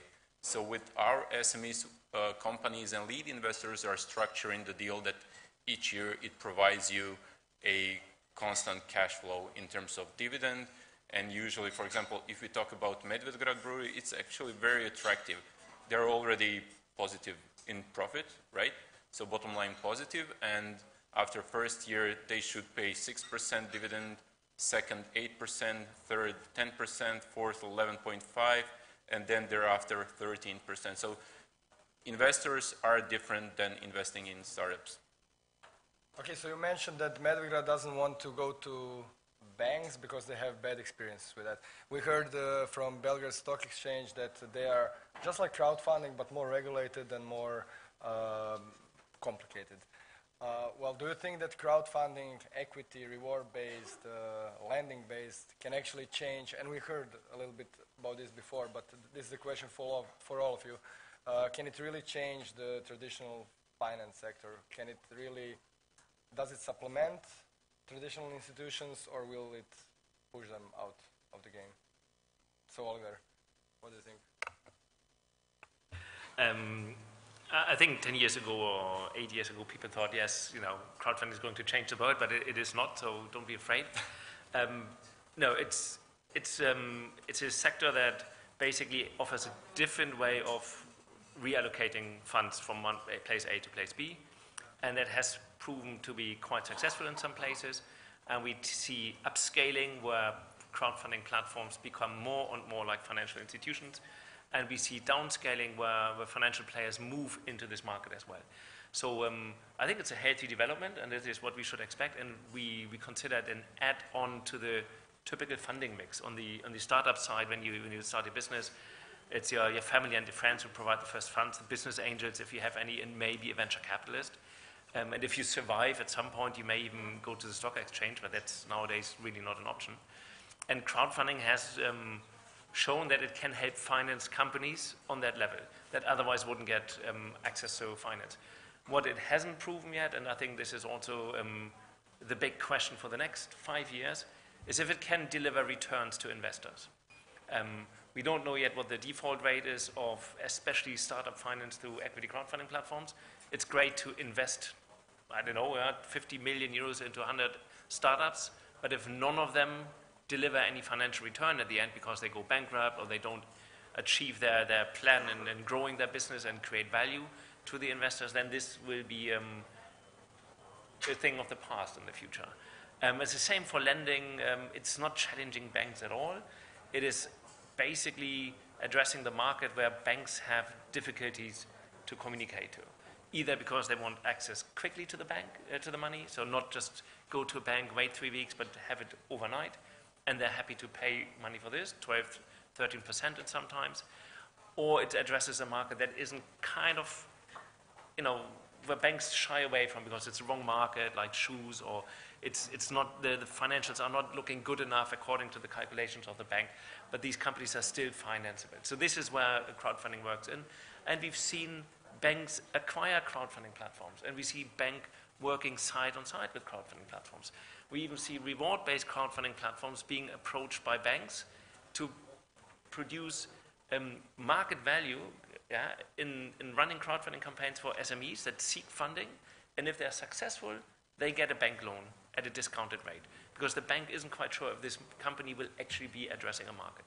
So I think this is an add-on to the finance mix, and it is not going to change drastically our ways.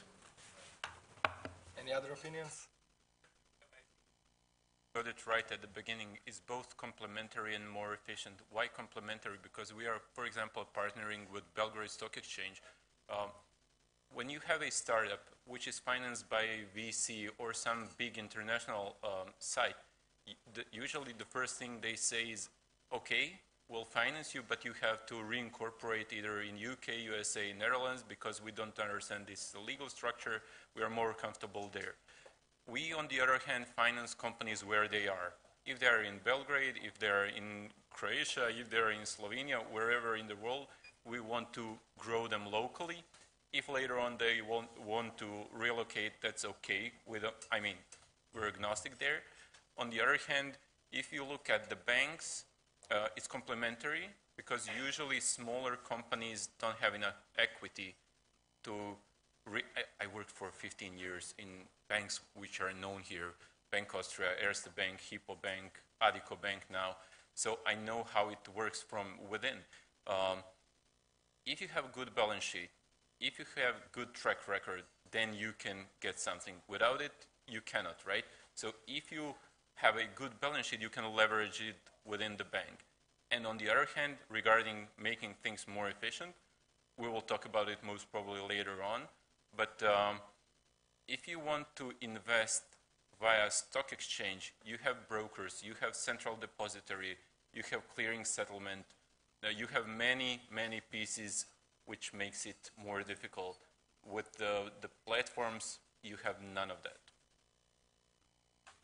Pascal, do you think that Indiegogo will take over? No, the banks, no, but no. I think the crowdfunding was born answering a need that wasn't fulfilled by the institutions. So that's why it worked, either on the company side because they couldn't find the funds, but also for the investors to diversifying their portfolio and getting access to potentially projects that they wouldn't know about because it's global, European, or even like worldwide. So, like Oliver said, I don't think it's going to disrupt, like to use a big word, but disrupt anything. As we've seen, at least in France, when it starts to work, corporate go behind it. You know, like Société Générale, the big bank in France, they bought one of the platforms. Same for La Poste, that bought a reward-based platform in France. So once it starts to work, they don't want to be left on the side, and they'll get behind. So it's not like it's never going to change. It's just going to be part of what the services they are offering. Okay, so let's now talk about another disruptive topic. So it's blockchain.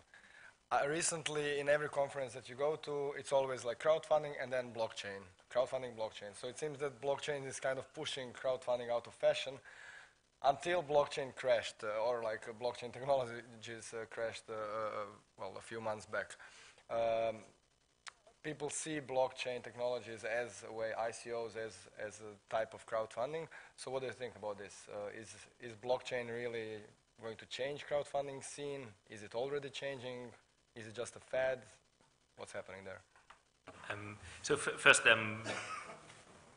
we are the European Crowdfunding Network, so we focus on this. We have a position, of course, on cryptocurrencies. We are also on the advisory board of a cryptocurrency platform that is trading cryptocurrency for renewable energy. So it's not on the market. Blockchain is basically the underlying technology. It's called distributed ledger technology, which is highly interesting in solving processes within banks, within stock exchanges, within crowdfunding platforms, where you can basically reduce your work efforts and be more efficient and partly even more secure. And there's people that are experts on this, not me, but that is a highly interesting thing. Cryptocurrencies are basically fake currencies that are traded on systems built on the blockchain. So they are not the same thing. We have a viewpoint that it's a very, very similar market, very similar terminology. So they will talk about the crowd, they will do the same marketing, but there's a very, very big difference is that crowdfunding operates through platforms that are, in the best case, professionally managed marketplaces that follow specific rules and that you can go to, whereas ICOs are offered by individuals that use existing technologies to market their things. So if you have an ICO, you deal with the entrepreneur directly. Crowdfunding, you still have some form of mediation in between, which is the platform. So there's a difference that also makes it different from the regulatory point of view, because with a platform business, you can manage as a regulator the platform, and you can ensure that it works within certain framework, whereas with an ICO, you cannot. It's one-off transactions. They may never do another transaction. It's very difficult to create best practices and standards on how to do it. So we think that ICOs will continue to play part of it. There will be some changes for sure. We expect that the discussion of regulating ICOs will increase.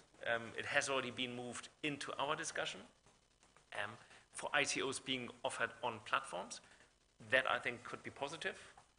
But otherwise, it's just the hype right now. Huh? We've seen a lot of big transactions. A few years ago, we saw a lot of big transactions on Indiegogo and Kickstarter, and everybody knew about it. And there's a lot of fraud as well. So be very careful. I would give it the market another 5 years to mature a bit and to really see what comes out of it. Damir, Thunderbeam is the technology behind Thunderbeam is blockchain, right? So how do you see this development? Well, very easy. As Oliver said, it's two different terms. Cryptocurrencies we hate. We don't understand it. We think it's gamble.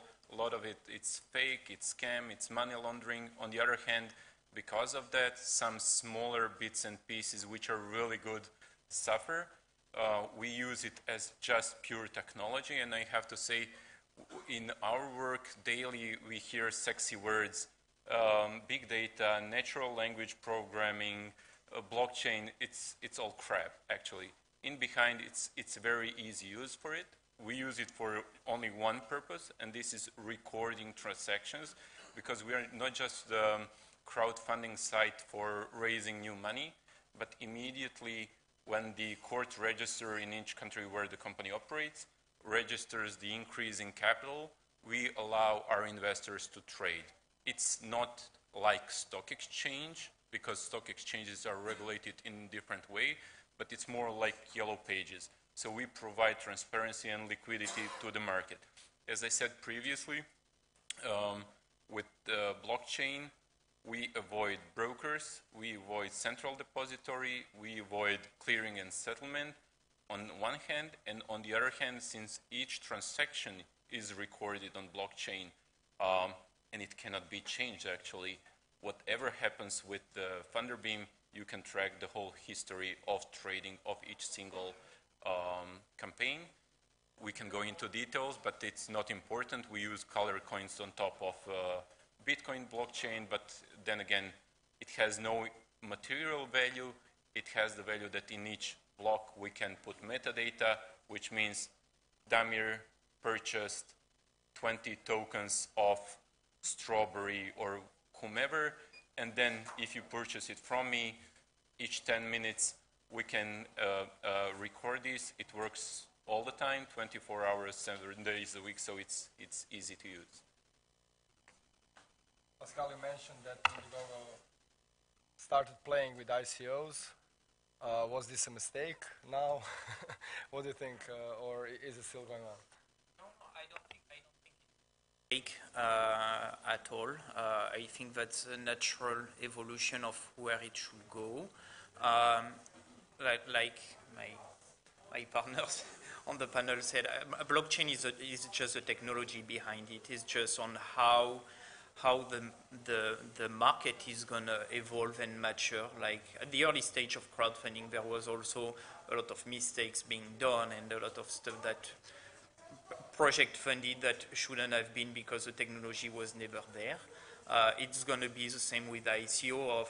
I think there was this big thing about Bitcoin that got it democratized, and then ICO coming just right after it, and there was, I think, for people a lot of opportunities to make money fast, but that's why there was a lot of scam on people not doing their due diligence correctly on investing and being like, okay, I'll make money.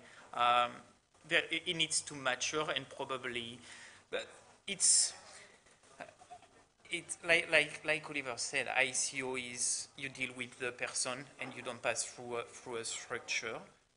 Which makes it harder, but that's also your job, if you're going to put your money in something, to really look more in details and understand the business model, and is it really worth investing my money in that. So, but yeah, but it's a decentralized process, but it still needs a little bit of regulation for investors to protect. I don't know, maybe Oliver, you have a different vision. I just wanted to, now thinking about it, I think blockchain will be used more for banking industry, retail industry, to solve some old way of doing things inefficiently in club deals, in tracking, than in ICOs and the cryptocurrencies. Yeah, just to second this, so it is blockchain is really interesting for internal processes, for all the stuff about regulation we need to see, because what blockchain really does is to help avoid regulation and to be effective. First, it needs to be proven that it can work within the banking system, stock exchanges, financial transactions, and then for the regulators to allow blockchain to be used instead of those systems that are currently required. So sometimes the bank isn't slow on purpose, it's slow because this is wanted by the regulator. And so we shouldn't underestimate that this is also sometimes to protect us and our money. And with all these hype works like artificial intelligence, whatever it is, it's really great to get attraction, but be careful, not everything will be happening today. Yeah, much will never happen, and much has never happened of the things that were hyped. So we look at it, we launched a working group. I think your colleagues are also involved on this, where we look at how blockchain can, in particular, help crowdfunding and alternative finance as well, like microfinance and then venture capital and business angels. But it is still a long way before we see really the benefits there.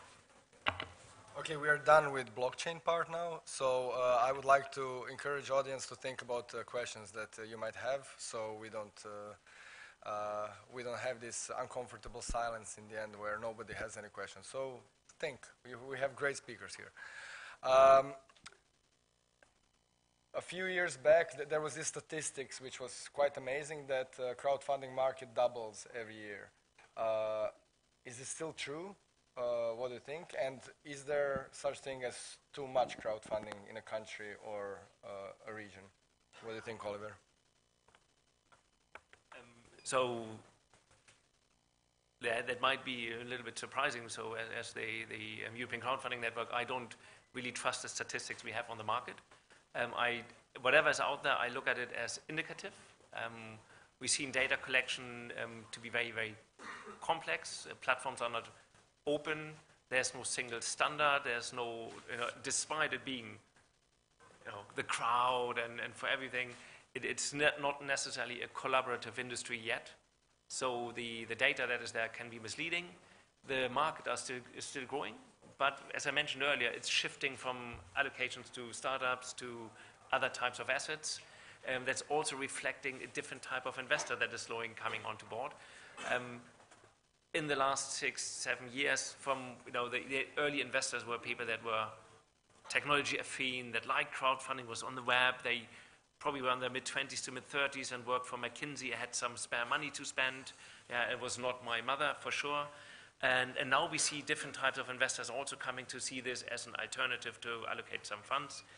Together with Funderbeam, we roll out a program through all of the Baltics and Scandinavia to educate typical business angels, so people that allocate into individual deals, for the benefits of also crowdfunding, to add this into the mix. So these kind of activities happening across Europe, and we're building an ecosystem where we will have different types of investors. And I think we see the market grow, but we also see a shift of the reasons why people invest and how they invest and the expectations for that. What would you say, Pascal? You probably know Indiegogo numbers, internal numbers. Maybe you can share some of them. No, you have the wrong guy here. No, I don't have the numbers. It's still growing, but like Oliver said, I think it's changing in terms of like project coming onto the platform that are not that early stage and more mature. At least it's what I advise when I follow campaigners on. Don't go too early. The money is not to do R&D. And it's to go to production. So it's really changing on in terms of maturity. But until you find a new way to answer the need that it's filling in, there is no reason for it to change, and there won't be less startups in hardware or product. So it's still going to continue to grow. Well, basically, I think the crowdfunding or the platforms, however you want to call them, it's not going to be bing bang that it changes huge things. However, 2 weeks ago on Bloomberg, I read an article where the US regulator said, what we do want to have is a regulated market on the one hand, and on the other hand, enable smaller investors to participate in deals where they couldn't before. So previously, for example, when you had Facebook and all these FANG stocks, you can only buy them as a retail investor when they are listed on the stock exchange, right? So you missed the whole opportunity in the background to invest $100 or $1,000, euros, whatever. With crowdfunding, you can actually be part of this story. Obviously, there needs to be education. There needs to be a risk-valid process in order not to end up like with cryptocurrencies and white papers where a guy who has, I don't know, 20 years gets $50 million promising doing something. I mean, I wouldn't. I would take the money and have fun. I think, and people usually say that the big raise in crowdfunding, the big surge in crowdfunding happened because of the last financial crisis. So since then, it's been 10 years, more or less. So this is one of the longest periods without crisis in the world. So now people started talking about the new crisis coming up. So what do you think when this happens, and it will surely happen, we just don't know when, what will happen with crowdfunding? Will it crash like banks will? Or will it maybe again provide some value to the market? I have a slightly cynical opinion on that. So I think, for reward-based crowdfunding, it's different animal. Reward-based crowdfunding is not investing money. This is giving money and receiving a product. So it's a purchase or it's a donation. So your motivation is not, I give money and I will get my money back plus more money. Your motivation is, I give money and I see something really cool being developed that I want to see in the market. And hey, I get one as well. How great is that? So this is a different motivation than if I go to a platform and say, oh, there's a cool company, they need money, and then they will pay me more money back. Yeah? So reward-based crowdfunding, I think, will be fairly unaffected by this, may probably see an increase because people may have less access to capital elsewhere. But the real impact should be on the financial services market.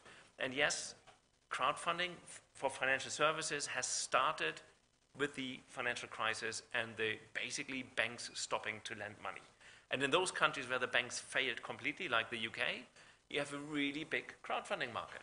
You have financial institutions, Funding Circle is going to the stock exchange with a valuation of 1.5 billion euros as a company. That's in the making for 10 years. That is now replacing banks quite significantly on small loans. In other markets like Germany, where we have more than 3,000 banks, and they're all fairly healthy, and they didn't play on the international markets, the effect wasn't the same. So we have financial crowdfunding on a different level. But the reason why we have crowdfunding in financial markets, especially lending, is because we have a low interest economy. If you go to the bank and you invest money, or you put your money in the bank, you get 1.5% or 0.5%, or maybe you get a good transaction and a good portfolio, then it's 4%. If you go to a lending platform or an equity platform, they offer you, at least initially, more. On lending platforms, up to 13%. So people invest their money on these platforms because they don't get the same returns elsewhere. If we have a booming economy, a booming IPO market on the stock exchange, if we have high interest rates being paid by the banks, I'm not sure if the business model that lending platforms and some security platforms have would survive in the competition. I think there we would see actually the market suffer more than in a downturn. That's just my guess,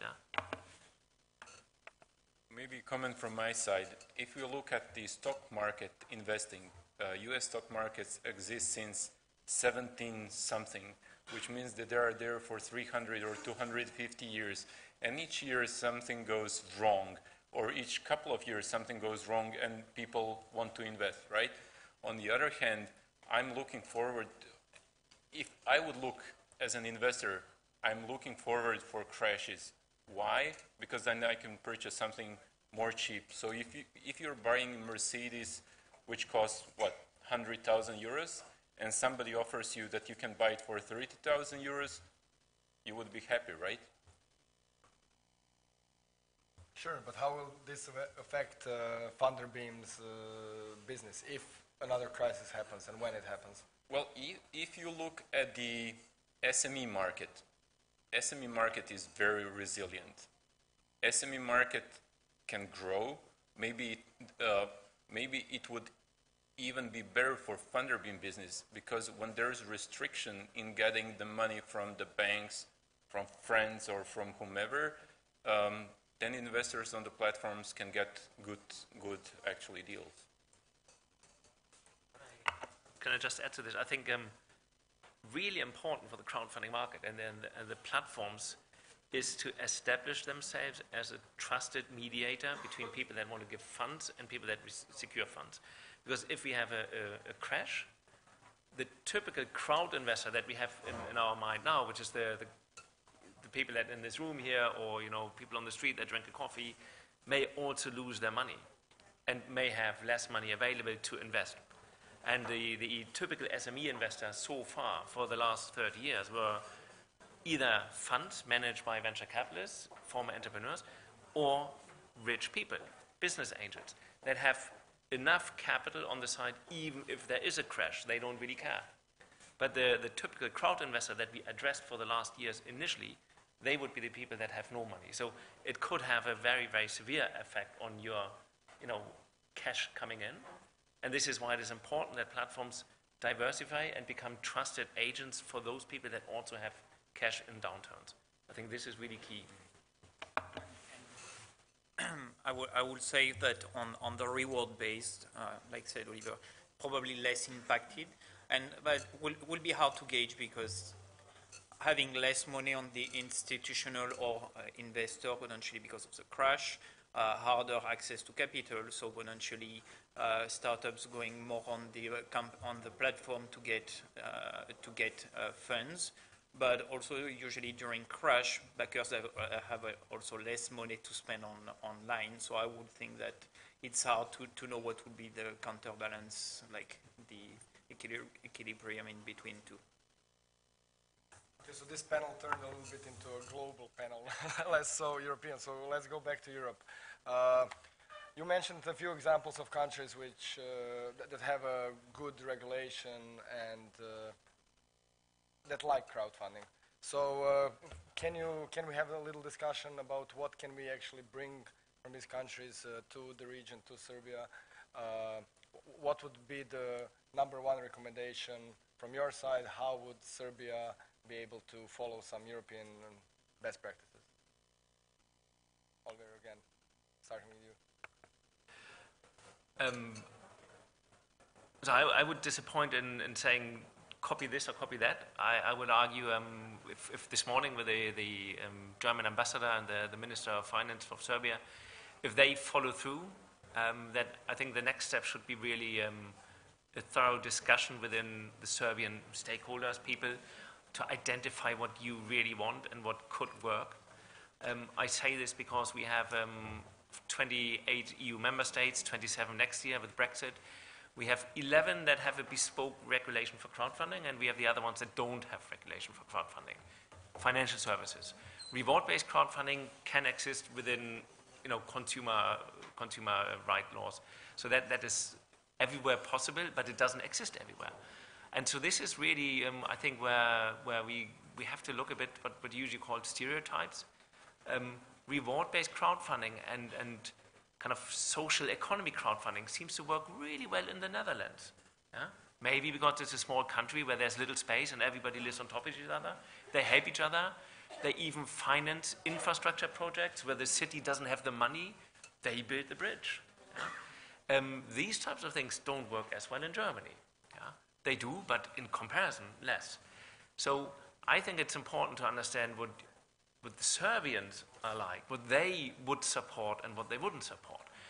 We know that in some Eastern or former Eastern European countries, the affinity to support social action is less developed than in some Calvinistic countries like the Netherlands.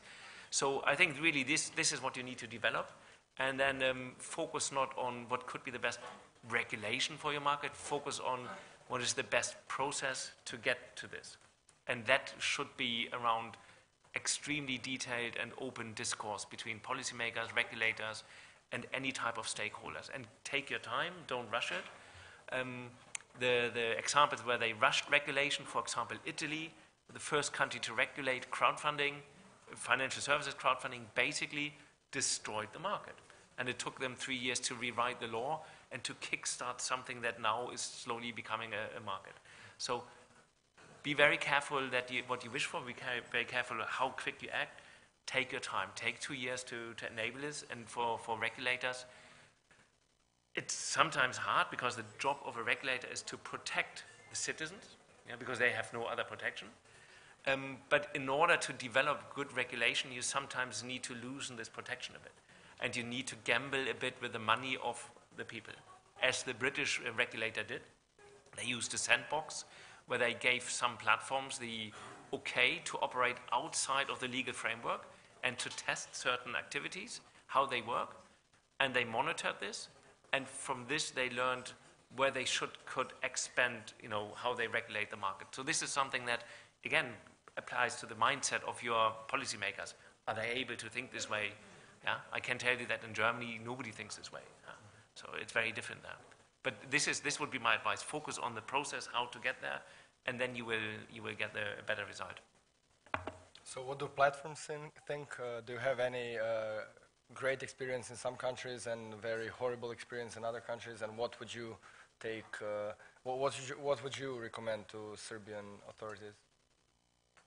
So on our side, we have been operating for a very long time in Europe, and Europe is still for us a very strong market, mostly with UK, Germany, France, Netherlands being in the top 10 contributors in terms of countries. Not much to add other than that on our side. I mean, it's reward based, and it's just knowing your market and how to address it. But like I said this morning, just don't focus on a small market and be global as fast as possible in addressing the big market in order to go fast. Damir, you're obviously the one who is running into problems with regulation here, so maybe you have... Well, yes, but the thing is, I think two things are important. First, you don't have to be super smart, and you don't have to improvise. You can just copy-paste from who did it the best. On the other hand, I think what all these regional markets need is a role model or success story. I can tell the experience of Estonia, which was the most backward country in Europe, because they were just bid out from Russia without any system. However, Jan Tallinn and guys who were co-founders of Skype did a great job in promoting actually the entrepreneurship, startup scene and whatever. So I would say on the one hand, copy-paste the best practice, and on the second hand, celebrate the success of startups, because then others can see that it's not a failure if your company fails, and B, that it's not hard to start something and do something. Okay, so do we have any questions from the audience? Oh, two of them. Yes. Hello. My name is Željka, tongue twister Topalovic from United Nations Development Program. 7 days ago, I would say, we had the first diaspora remittance successfully paid in a pilot project called blockchain-based diaspora remittance in the city of Niš, which is the city in the South Serbia. So we started the project design 2 years ago, and as I said a week ago, the success was a great happiness for us to see that we can have remittances on blockchain. Talking about the regulation and the framework, we were fully aware of the significance on where to start and how to start, because playing with financial instruments without having the backup from the government of Serbia and key authorities would be something that could drive us into the wild, wild west, and that was not our intention. So we ensured, I will try to make it very quick, not to take your time, but I think it's important. Before initiating the whole process, we got the endorsement from the City of Niš authorities, and we got the endorsement from the Ministry of Public Administration and Local Self-Governments. At the time, the minister was Ms. Ana Brnabić. So it was very important that we had the knowledge of what is planning ahead was ensured. Right. Well, in the afternoon, you will have prominent guests from the City of Niš, including Branko, so I'm not going to hijack his agenda.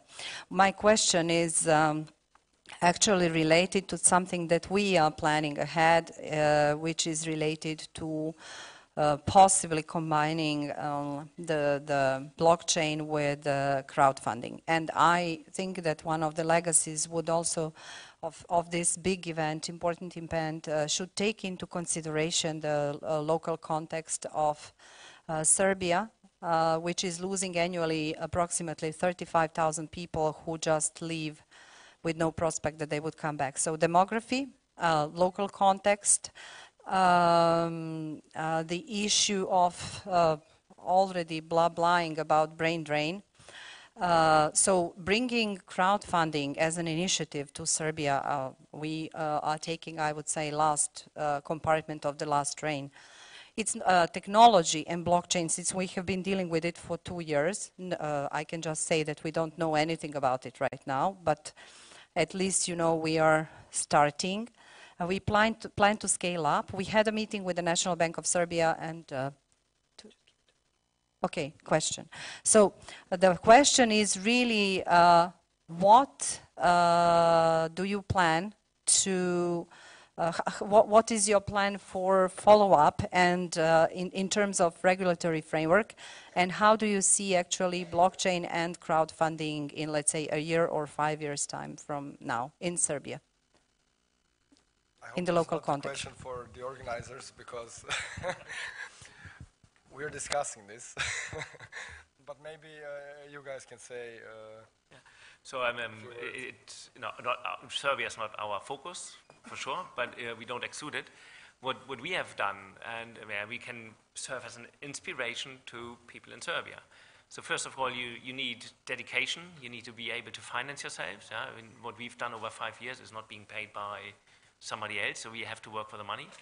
But in order to actually create an understanding on the regulatory side of what crowdfunding means, the European Commission didn't understand it either. Yeah? They have their rules that they write. They call it MiFID and UCITS and IFMD, and nobody who's not a lawyer in financial markets has any clue what this means.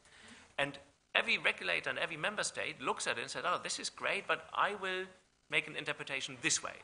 So in the end, you have European rules in 28 different interpretations. So we went out and convinced 28 lawyers or law firms, large law firms mostly, but not only in Europe, also in the US and Israel, to analyze the existing interpretations of EU rules and specific national regulations that might apply to crowdfunding and write that down in a structured way. So last year we did a 3rd issue of this. It's on our website. We published in October or so. It's a 700-page document outlining the existing framework of regulation for crowdfunding. Now, if you want to push that in Serbia, and I talked to one of your countrymates over there, he's a lawyer, said, why don't you look at the structure we use and replicate that for Serbia and put it in the context of what we have done for the rest of Europe? And then your policymakers suddenly have an understanding of what are the issues within crowdfunding and Serbia. If you are concerned about blockchain, nobody keeps you from doing the same, apart from it is a lot of work. Yeah? We were able to do this, we were lucky, but this has helped the policymakers in Brussels to even understand what we were talking about. Because usually you have, like this morning, you have the minister and somebody else, and they listen, oh, there's 5 guys on the panel, that's really interesting, but they don't comprehend that this is not the experience of just Pascal or, just him. It's multifaceted. There's many people behind, and there's reasons for everything that you can pinpoint back in the law. And you need to explain that to them. That is your job. If you want to have a crowdfunding industry, you have to explain that to your policymakers. So this is one thing we've done. And from that, we've built onto many other things. We did a study last year, which is also on our website, where we looked at operational barriers. So apart from regulation is not everything. What are the operational barriers for crowdfunding platforms to grow? And to grow from Serbia to Croatia, across border. It's not only regulation, yeah? There's a lot of other issues as well. We are in Europe, we have many, many languages. You need to address different kind of cultures. You have to have systems that can communicate. You need to integrate systems of third parties like payment service providers. And everything of this adds to your overhead. So we talked about successful crowdfunding platforms here on the security side, for example. Those are financed by venture capitalists or by other investors. They have a deadline where they have to hit a benchmark, and if they don't fulfill their growth expectations, funding will be cut, and these platforms will disappear. And these are the biggest platforms in the market. And the biggest platforms in the market have a legal team of 5 lawyers or 6 lawyers. So it's really, this is serious business. To get to that, you not just talk about it, you really have to dig into it. So if it is blockchain, if it is crowdfunding, if it is both together, you have to do this here in Serbia for Serbia. Somebody has to do it. Yeah? So I mean, who is a lawyer here in the room? Put up your arm. 1, 2. So we have 2 lawyers here. In half a year, you could have written a legal review of the crowdfunding and blockchain regulation and how it applies to Serbia. And then you publish it. And then in the next event, there's a great discussion about this. And then at the same time, you can do other things as well. But this has to come from the audience. Okay, thank you. We have 2 more questions. We had one over there.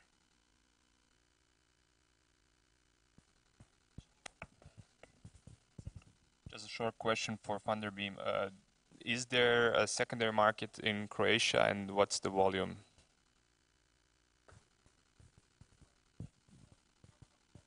Sorry, not good with technology. There is, because the platform is global. It's not that we operate it country by country, but we have more than 40,000 users from 109 countries currently. And if we would go country by country operating a platform, that would mean that each user should apply to each single country. Out of 2.5 million investments, I think approximately 10 to 15% of the volume was already traded. With one more information, in each campaign we ask the company to have a lead investor who puts usually 15 to 20% of the total volume, and he's the only one who cannot trade for first 12 months. So if you look at the, like the stock exchange language, free float, it's even higher. People like to trade for different reasons. And the final question from Nathan. It's a question on transparency. Oliver, you were talking about statistics and how you see them just as indicative, and that there's actually not a standard. So this goes to the argument that, an argument that is made about crowdfunding is its value in making the crowd be more transparent. Is that really something that you see playing out, or is the crowdfunding marketplace going more opaque? Because it's you see some platforms have an API where you can pull information, except those backers who want to be anonymous, and then you see others that are just completely opaque. So where is it heading, and what does it mean for the crowdfunding ecosystem? Yeah, it's a good question. I think when people talk about crowdfunding and transparency, they usually refer to you as the project owner basically getting naked on the internet, saying, this is me, this is my background, here's my idea, you know, everyone in China, steal it if you like it, but I want to do it here. So this is a transparent thing. And the investor then can look at it and say, oh, this is a guy I can trust, he has a LinkedIn profile, I connected on Facebook with him, he answers me, great. So this is what they say is transparency. When we talk about the transparency of the market, we talk about platforms. And this is by no means new. The venture capital market is the same. Private equity is the same. When you ask them 10 years ago, can you send me some information, they would say, why do you think it's called private equity? You wouldn't get anything out of them. And to be sure, many crowdfunding platforms, especially in the financial services side, consider themselves to be just like this. So one of the big problems is that we have 28 legal interpretations of what crowdfunding is. And to make it just short and give an example why it is so difficult to be transparent is, apart from language, apart from different cultural things, is that there is no standard financial services or financial instrument in Europe that we can use. When we talk about equity crowdfunding, then you need to define what equity means within law. Yeah? And if you go to the German market, what is called equity crowdfunding, and even on the platforms you will see that terminology, is a subordinated loan. And if you talk to the German regulator, I would say, we don't have equity crowdfunding in Germany. It's all loan-based. Yeah? But the German law makes a distinction between loans, like short-term loans and so on, and these subordinated loans. But they created a specific regulation that if you want to run a crowdfunding platform, the only type of transaction you can do is with this subordinated loan. So you will have platforms claiming they're doing equity, but as an investor, you are not the owner of a share at all. You basically get your money back and a dividend. The reason this doesn't work is because the European Commission and the people in Brussels try, of course, to create regulation that is applicable to 28 different frameworks. And so when they come with something that they call MiFID, then they regulate securities.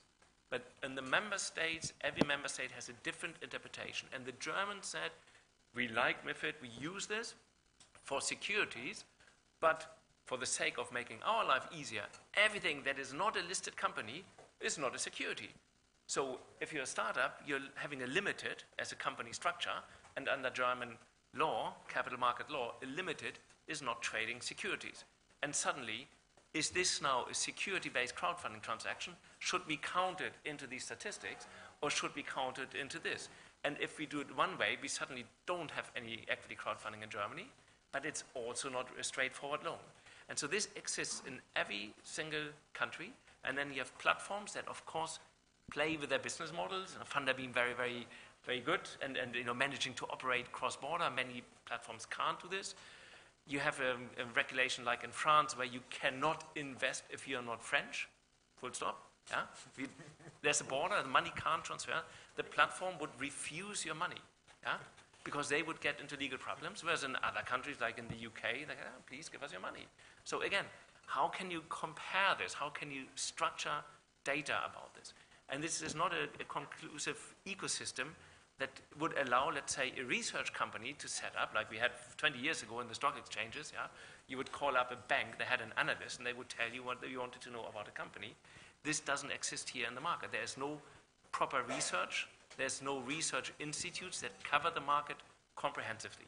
You have these attempts, like from Cambridge. They are great, but they are one-offs. You have local attempts in France and Germany, and probably here as well, where people bring out statistics. But usually it's hard to get the money, the data, the result isn't really great, and then people stop doing this. This is what is missing.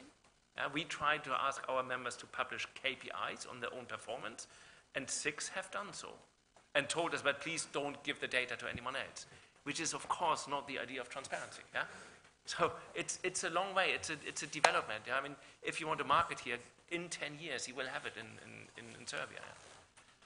Very quickly, because people are becoming nervous. The food is outside. Just so regarding transparency and Thunderbeam, how we not solved it, but how we promote it is that companies who don't, even small startups who don't provide quarterly reports, pay penalties.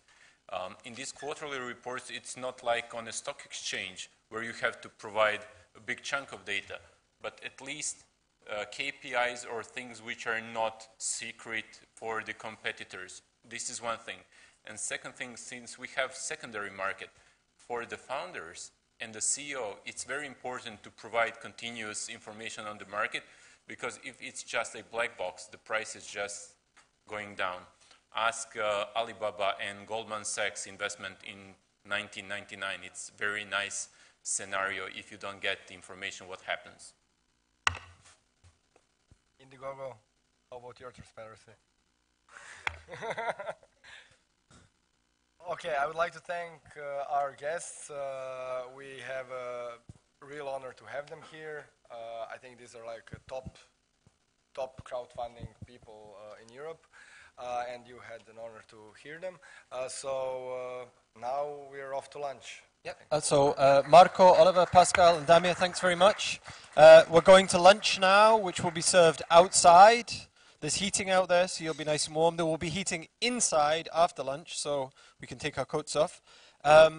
Two things. One is we will have a pitch just after lunch from Ulica Ulice, so we'll be coming back just 2 minutes early, so don't forget that. And don't forget to recycle. Thanks very much.